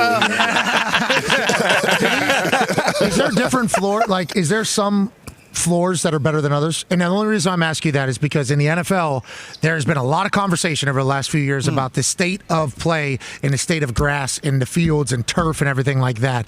Is the wood all basically the same, or is there some places that are shite versus some other places? The wood's all the same. If you're saying there's the wood problem in the NBA where all these people playing, the wood's all the same. This is crazy. Once again, this is you. This is not us. The wood is not all the same, but not all wood is created equal. Not all wood is created equal. But on basketball courts, in the NBA, the wood is all the same. There should be no excuse about the court that you're playing on. What about the hoops? Different rims, though? Different arenas? Every now and then, you might have a guy that dunks on the basket and a layup. It might be a little crooked. I want to soften that thing up a little bit. We'll tell you straight before the game, because most guys, when they get in there, they shoot free throws, they line their right foot up because they're right-handed. And we can tell you immediately if the basket's off. So we make that adjustment early. But there should be no problem with the court when you step on the basketball court. If you're talking about the basketball court, then you worry about the wrong things. Okay, so you're looking for excuses. Let me tell you about what is happening in the NFL. There was a movement. It kind of got quieter, but there was certainly a movement about every field having grass field. Yes. Okay, so then the owners talked about how, well, we don't know if the research says that a grass field is actually the safest field. There's actually a certain type of turf in certain times of the year that might be safer than grass. It's all a bunch of shit. Legit, it's a lot of shit. But right now, what a lot of players are saying, it's weird that when soccer happens here in the United States of America, you're able to put grass pitches down. Wow. And then whenever we're playing for your money, millions and millions of dollars, you're not able to do it. Here's MetLife. They put a grass pitch down for the, what is it called, Gumpy? This is the FIFA World Club Cup Championship Super Duper title. This is the FIFA Club World Cup. And how many teams are in this, and how long is this happening for? It goes for a month, 32 teams in it. Wow. You'll be there tomorrow, right down in Miami? Yeah, for the opener, Miami. Can they keep it there for the season? Egyptian champions. So J.J. Watt has actually come out a couple times and said, because he is in the soccer world, so he obviously owns Burnley. I assume he's gone to a lot of these games that come over to America that happen in football stadiums because they want to be able to fill it out. And then obviously a lot of these soccer players and soccer teams say, we're not playing on turf. We will only play on grass. Now, obviously, these NFL stadiums will say yes to the soccer people, even though they have no respect for soccer, most of them. They'll do that. But whenever the NFL players say we will only play on grass, they say it takes a lot. Yeah. We don't know if that's the right move. That is certainly a talking point. But JJ has come out and said some of these grass fields on top of the turf fields are shit too because they're sliding around. It's not necessarily the right answer. That looks beautiful. I think it adds to the fodder. But I think what JJ Watt mentioned was like, this doesn't mean that this is a good grass field just because it looks good. But it could be a good grass But it could be a great pitch right there. Yeah, but it looks nice, and I believe this one's in Washington, right? Is that where it is? MetLife, I believe. MetLife, okay. So New York, New Jersey. In football, like, if you're tackling people on that by October, right, by the end of October, beginning of November, that's probably garbage. Because I mean, in some of the, like Arizona and Vegas, they take the grass out for the walk. They take it outside. Green Bay does. Green Bay has grow lights that roll up and down the field all winter, though. Yeah, and I wonder what the cost of that is for Green Bay. They got enough. They don't have an owner. I've seen those grow lights before behind a false wall. Huge. Right. Uh-huh. They're probably massive. Those grow lights melt the snow off the roof. Be careful. Yeah, they do that, and then they also they were helping a couple guys I know run a business in college. Yeah, a couple of those grow lights. I don't know if it was Bush or Mid, but I do know those lights were certainly in there. Yeah, the NFL players will be pitching for grass fields forever, and every time these soccer players get a grass field in an NFL stadium, NFL players are going to get more pissed. I mean, that's just how it's going to go. But my point to that, if the wood that we're playing on in the NBA is detrimental to the health of the players, then I believe that we would have that discussion as players and say that it needs to change. So I'm fully behind those NFL guys if this is detrimental to their health. And from what I've watched, because I watch a lot of football. Who's your team? The Dolphins. Oh, you guys are great. You guys are dead. How are you going to do this year? You can have your opinions. You guys can have your opinions. I'm sitting here proudly saying I'm a Dolphin fan, and we ain't won a playoff series in over 20 years right now. So just let you guys know I'm loyal to the soil. Gumpy, how do you feel about the loyal to the soil Dolphins fan like you, bub? Yeah, I appreciate it. 24 years. It'll be 25 after this one coming up. See, we all know the stat. Yeah, they do. Yeah. We all know it. No, he's a Dolphins fan. He is a diehard Dolphins. Yeah. Almost quit on him this offseason. Yeah, I almost started just wearing the shields. I'm not going to quit. I mean, from a kid, I used to, when they black out the games, I used to sit across from the stadium and you could watch this on the big screen. It was Joe Robbie Stadium then at that time. It wasn't Pro Player, and it was Joe Robbie. And I used to watch. And the great Dan Marino, and you know my favorite Dolphin players of all time, y'all don't even know him. Jim Crash Jensen. Okay. Anybody know Jim Jensen? No. He played every damn thing. He was punter, long snapper, linebacker, tight end, quarterback. What's his name? Jim Crash Jensen, number 11. Played every goddamn position. Played every goddamn position the Dolphins ever had. Jim Jensen. Jim Jensen. Jetson? Not the Jetsons. Let's go to college, shall we? Maya Lesnar has won her first NCAA championship on her first throw in shot put. Wow. Yes. Obviously, the daughter of Brock Lesnar out of Colorado State. We've gotten a chance to learn about this story for the last few years. She has committed her entire life to throwing shot put. Now she's an NCAA champion on her first throw. Crazy. She beat everybody else. 19.01 meters. Gumpy, how far is that in American? Good question. I have no idea, to be fair. 22 yards? Yeah, I think a meter's what, 2.5 feet? No, meter is 3.3 or 3 something. feet. Yeah, it's longer. It is 3.3. 100 yards is 110 yards is 100 meters. Yes. Right? So that was like 22 yards. Whatever the case, she's going to be representing the United States shortly. Go get us gold medal, and congratulations, Maya. A lot of hard work, obviously, for that. Can't even tell that she's Brock's daughter. She would not only throw a shot put further than everybody at that place. I think from my understanding of her workouts and everything she's done. She would also beat the ass of everybody else if she had to. Assumption. And that's what we were looking for. You, I can go for that for sure. Yeah, congrats. She should be incredibly pumped. I know her family has to be jacked up. Daniel Jones is QB1 currently for the Indianapolis Colts. Paid him a big deal here to compete with Anthony Richardson. Anthony Richardson hurts his shoulder. Here's Shane Steichen talking about Danny Dimes as an Indianapolis Colt. Very pleased with what we got right now. He's been doing a hell of a job. Really smart football player. Learned the offense very quickly, making really good decisions out there through OTAs. Obviously want to carry that over to training camp, but he's done a really good job. Great command in the huddle. Ultimate Pro. Great Jim Irsay t-shirt there, GYM for Jim Irsay. It's his birthday today. Happy birthday, Jim. We appreciate you. Jim. Also, need another one here, Jim, so let's make sure we're buzzing around, dropping buckets. Yep. Okay, so we bring in a veteran quarterback into a veteran locker room. We've done that here in Indianapolis like 40 times. You go all the way back to Phil Rivers, Carson Wentz, Matt Ryan, you name it. We've tried this a lot with veteran quarterbacks. I think the difference with Danny Dimes is his body type and his play style fit perfectly for a Shane Steichen type offense, but he was also like run out of town, like almost down, like, I don't want to say no confidence because you have to be confident as a quarterback, but it's almost like he has a chance to find a new home. UD, if you were a vet in that locker room, welcoming in Danny Dimes, who appears to be QB1 right now as Anthony Richardson's shoulder is injured, what would the messaging be to him, you think? I mean, this is a new opportunity to have a fresh start and show that you're a winner. I remember when he was with the Giants and he got paid and they didn't pay Saquon and everybody questioned that move. Yeah. This is an opportunity to start over and show that you can lead a team and be that guy that everybody thought you could be. Also, with him coming into that locker room and playing the position, I don't see that much difference between him and Richardson because they both can make plays with their feet. Yep. They both can throw the ball. So to me, it's like you get a veteran guy. Listen to you, dude. A veteran guy who's been in the league for a period of time. So you think he already has the professionalism that Anthony Richardson needs to work on. Yes. So also, I think it's a win-win for both sides. You get to groom Anthony Richardson.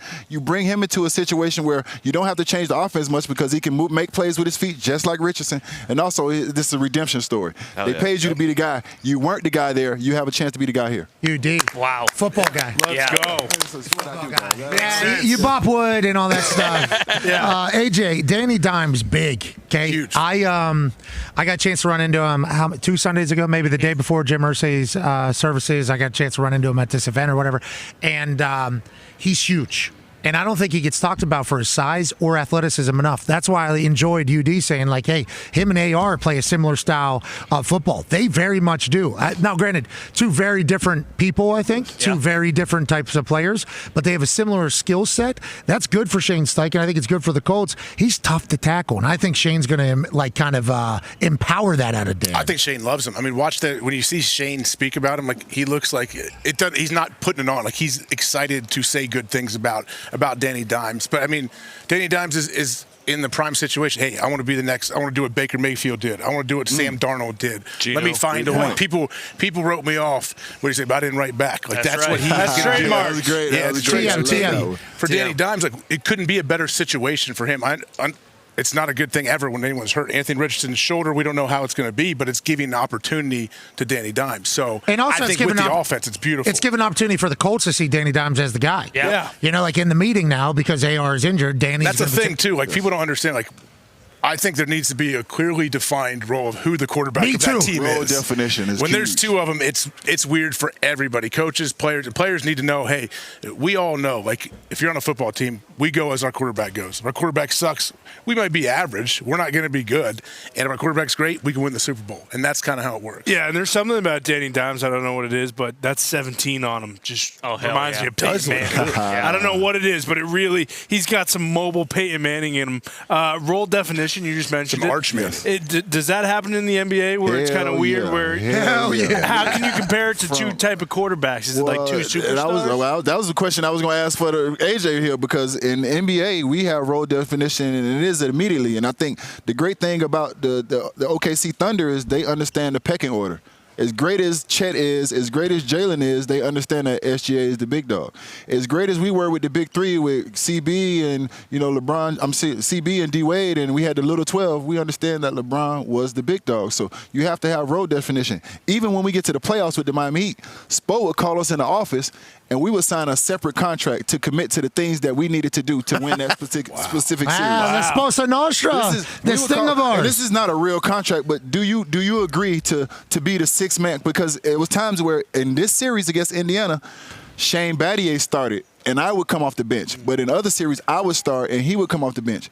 And I had to agree to that in the contract with Spo. Do you agree to enjoy somebody else's success and be ready when your number is called? I love that. Wow. Yeah, that's awesome. That shit quick. Yeah, he's getting ahead of that. He's getting ahead of any conversations. Yes. He's setting the tone. He's setting the precedent on, hey, here is your role. Are you willing to be excited for other people's success? And if not, don't come. But, like, anytime we'll say some things, and or a coach will say some things in a press conference, and they're saying that to get the team. Like, I like that our team is a hard-working team.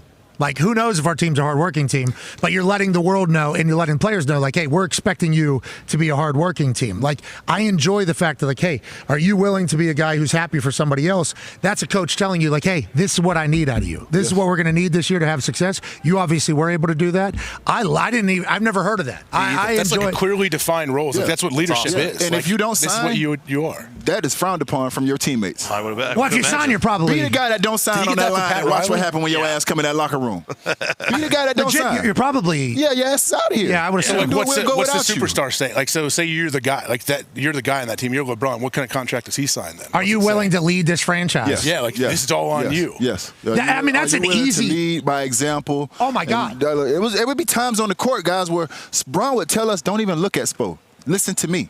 Really? And it's no disrespect to Spo because we understand how great Spo had to like that. is. Spo had to like he was taking ownership of it. He loves when guys police themselves. Hold on.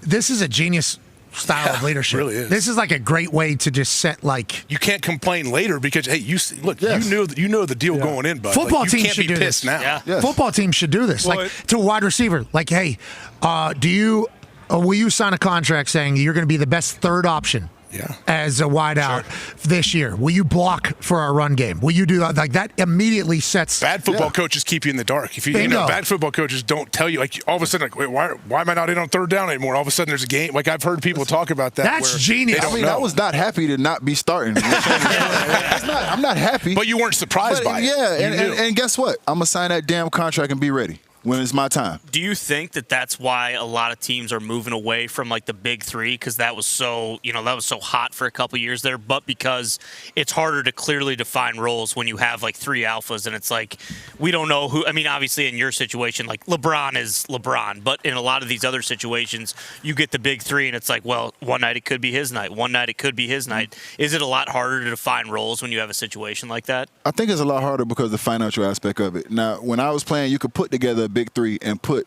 quality around it and get what you want. I don't think you can do that now. If you look at the OKC team right now, SGA is going to get his bag. Is Chet going to be willing to take a pay cut? Are Jalen going to take a pay cut? Because everybody took a pay cut when we were playing. LeBron took a pay cut. Dwayne took a pay cut. Chris Bosh took a pay cut.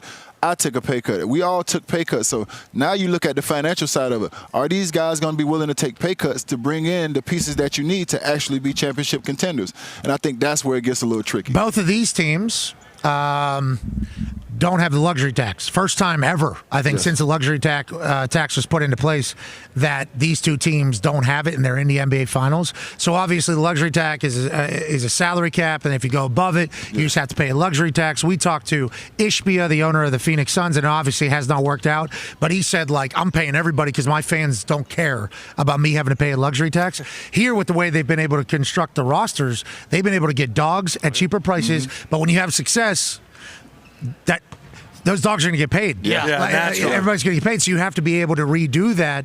Like the Pacers, if they pay Miles Turner, they're going to go into luxury tax, which means it's going to cut into some other people. It's like with the Oklahoma City Thunder, obviously SGA, because he's been there, his supermax is worth more than everybody else's. It's like 300. Success almost causes a lot more problems for your roster construction, but obviously neither of these teams care about that. Yeah, like Mathurin's going to get $100 million somewhere, but without a doubt. We kind of had that conversation. I think it was yesterday or the day before. Like Benedict Mathurin starting for 20 teams. Yeah, the Wizards in the NBA. Yeah, he's probably the Wizards. Yeah, one of their all-time leading scorers if he starts there and just plays there the entire time. But also back to that Heat thing, kind of awesome for Spoelstra to let LeBron be like, hey, don't listen to the head coach. I'm LeBron. I'm the franchise player. Listen to what I have to say. And that's kind of why this series is awesome, is because both these coaches are so far ahead. Like tonight, will it be OKC's adjustments early, and then Carlisle has to make adjustments after the first or second quarter, or how does that go in game? Because obviously, like you mentioned, SGA 6 turnovers. They're doubling him when he goes to the ISO in the corner. But how do the adjustments start tonight and then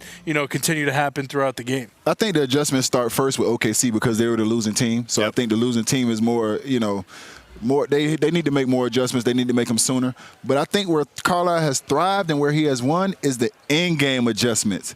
The adjustments he makes in the game. When you look at game 1, he took 5 guys out and put 5 guys in the fourth quarter when they were down. And it was around 9:30, 9:40 in the game. They went on a 15-4 run after that. Then in this game, he comes in, he goes small. Then he comes back with Miles Turner, who hadn't been playing well. Yep. And look what he did defensively, what he brought to that team. So it's just the in-game adjustments that I think Rick Carlisle has been making that has pushed him over the hump. So I think more so in-game adjustments for Indiana, and before the game, the adjustments to start the game will be OKC. Hey, it can get icky sticky with Tricky Ricky at the helm.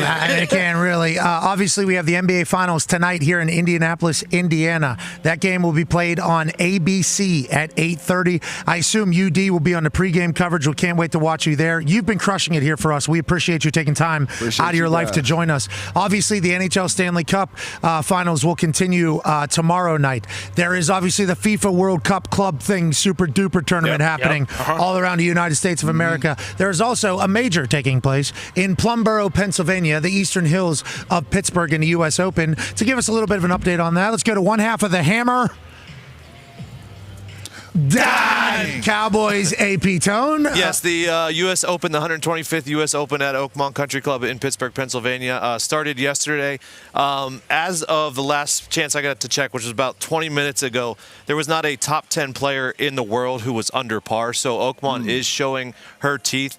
The leading score yesterday was -4. She? Her? Nope. Huh? Yeah. Her teeth. Okay, she's showing her teeth. Like a fish? Yeah. No, I mean, the golf course, a boat? Oakmont happens to be a her. I don't know what to tell you. Yesterday, she is beautiful. She is beautiful. She is beautiful. She's tough, She is expensive, too. A lot of us from Plum never got to play at the Oakmont Country Club. No, we did not. She is pricey. She's pricey. Unless you were a caddy there, you got to play for free on Mondays after 6 p.m. as many holes as you could get in. Wow. Yeah, and if you're a caddy there, you would hold You have experience. I caddied there for a summer. Okay. I wasn't mature enough, but just for a summer, I was there. If you're a caddy at Oakmont, you would want to hold on to that job because obviously the tips are big because playing there you have to have a lot of money. So obviously the people with a lot of money, you would assume normally, although there has been some assholes in the past, I guess, that have a lot of money that don't tip well. We don't need to dive into those stories at all. But at Oakmont Country Club, the tips are big. You're in at Oakmont. It's like a good job. Yep. Okay. If you get it, you hold on to it. You hold on to that job. Tone decided to have a little bit of a good time. I had a night. I slept in, missed the tea time. They don't have that there. I'm gone. Okay? You're out. It's kind of how that works. Hey, great night, though. Yeah, it wasn't worth it. Wasn't worth it. Yeah, we had a lot more of those nights. But no, back to Oakmont. The top 60 and ties make the cut. The projected cut line right now is right around +5. So I wanted to highlight kind of some of the big names that are around that number. Rahm is at +3 right now.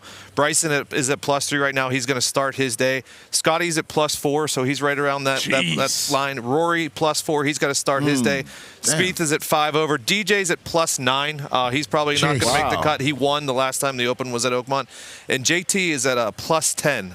So that's something as far as big names are doing right now. JJ Spawn was a story from day one. He shot a 31 on the front 9, which is a record for the U.S. Open. Right here, you can see his kind of story of the day. On 15, he makes a par save. He was 18 of 19 inside 20 putting yesterday. He was huge. He was 4. He gained 4 strokes putting yesterday, which was the best in the field. No bogeys for his round yesterday. It was the second time that's happened at the last 2 Oakmonts. His putting has been unbelievable. He just teed off a little bit ago. He parred on 1. Let's go to Victor Hovland. He's the other one of the other big names in the top 10. This is him on 17, his 8th hole of the day. He chips in for eagle to go 3 under. That's silky. That's Let's go. So Vic Hovland moved to 3 under there. I believe he finished his day at -2, so he is still in the top 5. And then the other guy who's lurking around the top 10, a future U.S. Open winner, past U.S. Open winner, Brooks Koepka. In a tough spot there, chips it over the sand. What's he going to do here in this tough spot from the fringe? Birdie putt here. Birdie chip there. Oh, that's greasy. Okay, Brooks. That's greasy. Brooks nails it to go 3 under there. He had a little bit of a rough stretch. He dropped down to -1 for the day, but he's still in the top 10. Those are the big names right around there now. Okay, you a golfer down there in South Florida? I'm consistently inconsistent, but I'm a Brooks guy. He came to a couple of Miami Heat games. He lives in Boca, so. Oh, Panthers fan, too. Big Panthers fan. Yeah. Maybe they should have him bang the drum instead of. Not a bad idea. Yeah, custom. Obviously, you got big hockey stick clubs. Clubs are probably taller than me. I got custom clubs. But I got work to do, man. I'm still in the phase where my guy be having me do this shit. No. I'm still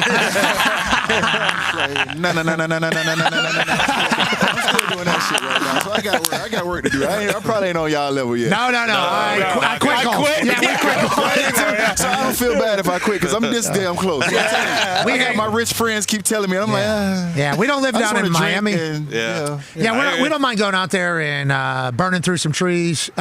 Maybe having a little bit of a time out there. So I ain't the only one that likes to do that. Yeah. Bingo. Also, there's a current first sergeant who is, what do you say he does out on the golf course?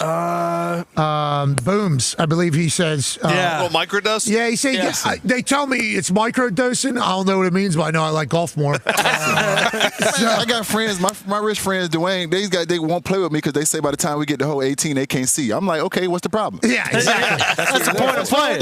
Dwayne Wade, I think, hit a hole-in-one out at Pebble Beach. Oh, don't bring that shit up because he bring that shit up every time. I was like, man. We'd like to give a thank you as we head out here on ESPN and we continue digitally on YouTube, ESPN Plus, Disney Plus, and TikTok Live. Big shout to UD for something. Hell yeah. Thank you. Appreciate you, dude.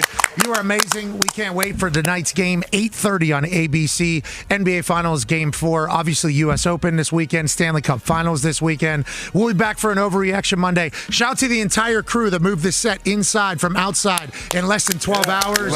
Thank you to all the workers here. You guys did a fantastic job. Absolute legends. And we'll be back after a massive weekend of sports. We'll see you on Monday. Be a friend, tell a friend something nice. It might change their life. We're in this thing together. Never forget it. Pacers in 5, baby. Okay, we're still live. People are still watching. Okay. We have had people that have joined the show. They thought as soon as it was over, they were in the clear. They bury somebody immediately. Now, if you would like to bury somebody now, is a good time to do that. No. But just know, if you do that, people will hear you. No, I ain't burying nobody. Let's go around the horn here. UD, you will go last. Okay. Prediction of tonight's game and score. We'll go to one half of the hammer. Dahn. Cowboys, AP Tone, your thoughts? I think it's going to be Hallie on a game-winning. So he's had game-winning layup, pull-up, three-pointer. I think he's going to get to the bucket again. Pacers by 1 tonight. Okay, who wins the U.S. Open? Ooh, I think right now. What's Scotty again? Let's go Colin Morikawa. Colin Morikawa ends up winning. Okay, no highlights or talk about him in your entire recap. He's even right now. He's lurking. Okay, Morikawa potentially winning the U.S. Open in Tone's eyes, and he has Hallie getting a 1-point win for the Pacers in Game 4. They would go up 3-1 in the series. Wow. UD basically said that's a winner for the Pacers. Ty Schmidt, don't know if you'll be in the arena tonight. Still going to try to convince you to do that. How do you see tonight going? Yeah, we'll see. Still think about having one tonight. Maybe have one here.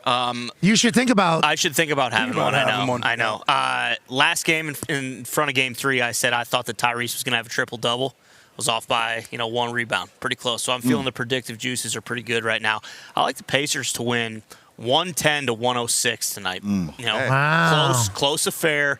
But I think Tyrese and UD mentioned it. Miles Turner didn't play particularly well last game, except for defensively down the stretch. I think he's gonna have a big bounce back night. So I like the Pacers. I don't think the Pacers have played that great. I don't think so either. Any game. They shot like 30% last Now, year. granted, that might be OKC's defense. Yeah. Like OKC does that to teams, but I think if I'm the Pacers, I'm thinking to myself, we have yet to play a good game, and we're up 2-1. Now, OKC makes you not play a great game. I think that's kind of their thing. And then OKC thinks they gave away that first game.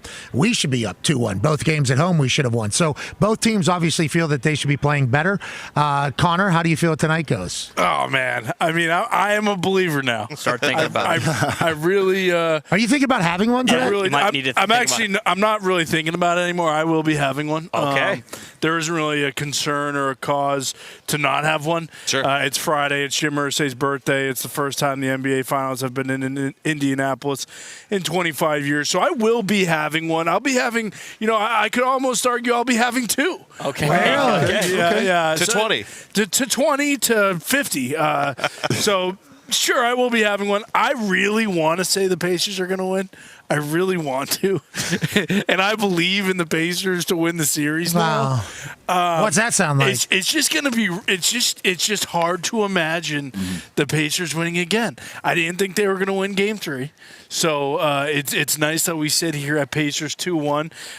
But because I can't see it is why I think it's going to happen. I still think the Pacers are going to win. Okay. Pacers in 6, 3-1, because this is Game 7. They win tonight, they're going to win it.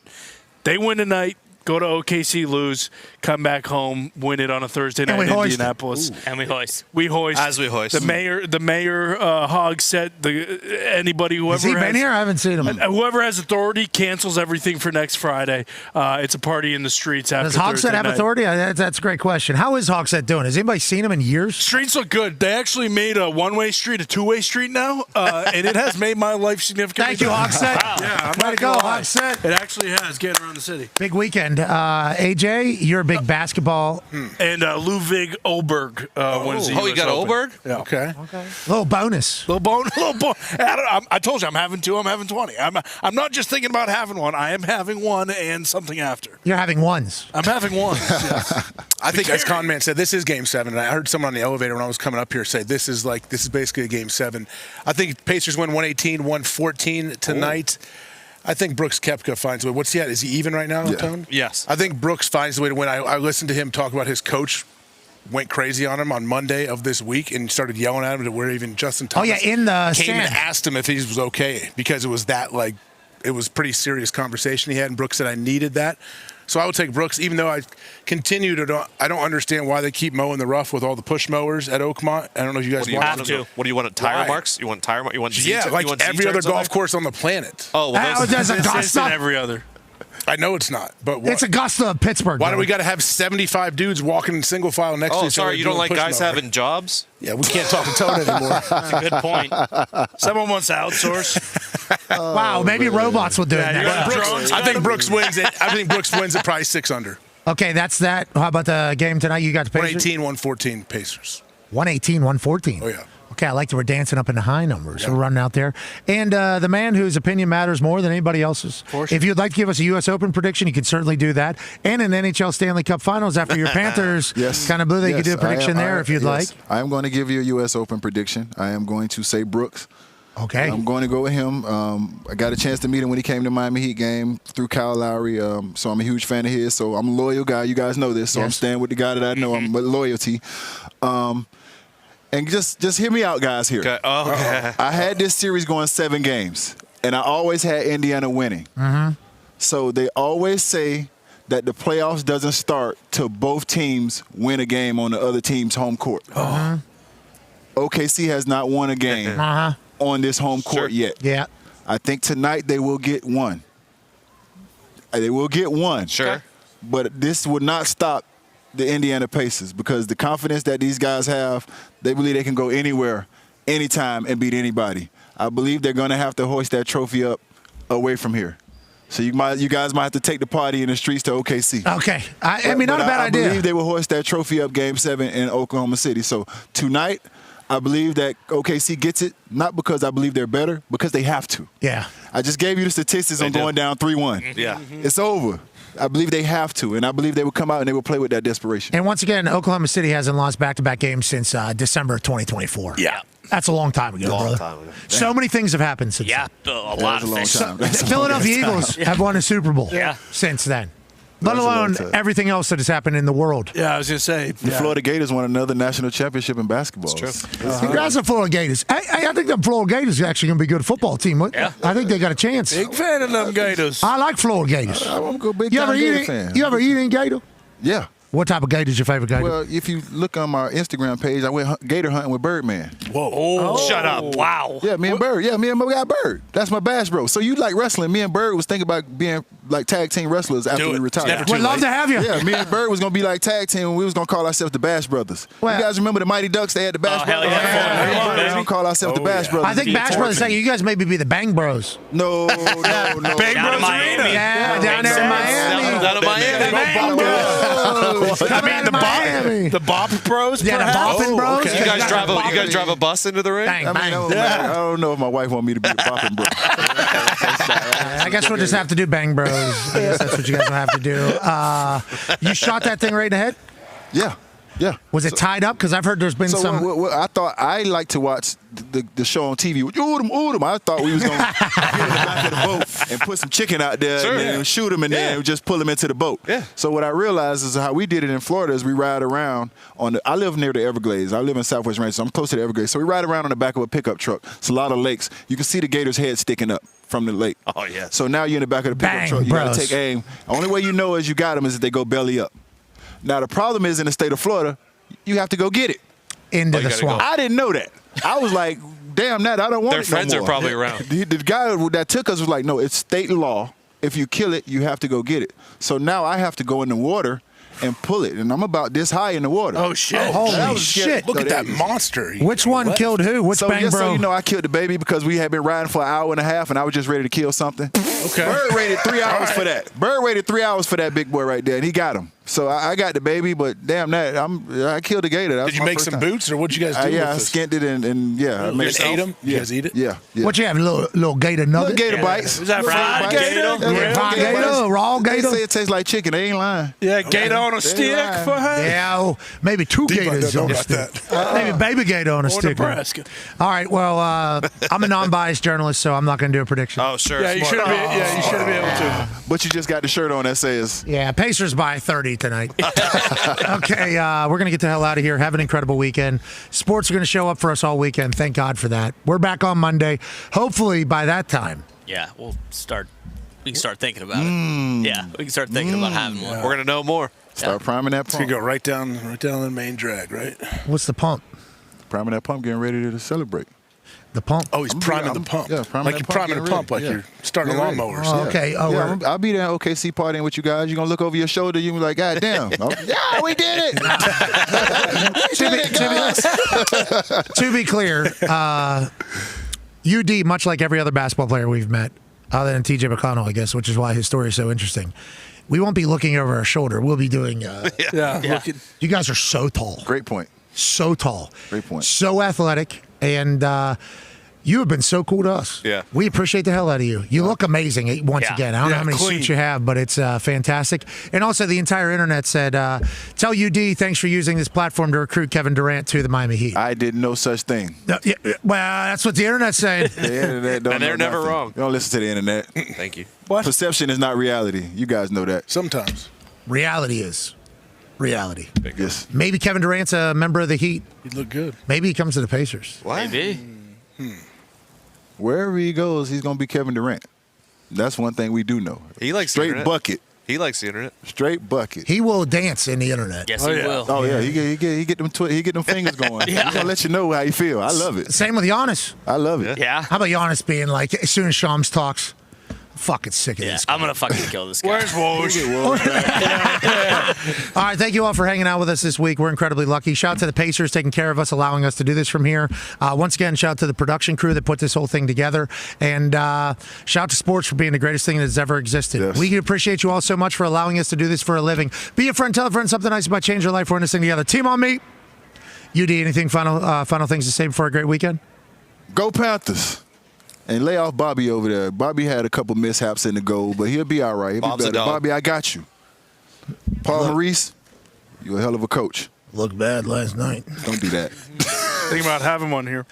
We should think about having Yeah, one. maybe think about having one. Everybody should think about having one. Sure. When you have an opportunity to have one, You got to have one. Have one. Because life, we don't know when it's going to end. No. So if you have time right now to have one, Maybe have think one. about having one. Take your opportunity. Team on 3. 1, 2, 3. Team. Goodbye. Thank you, UD.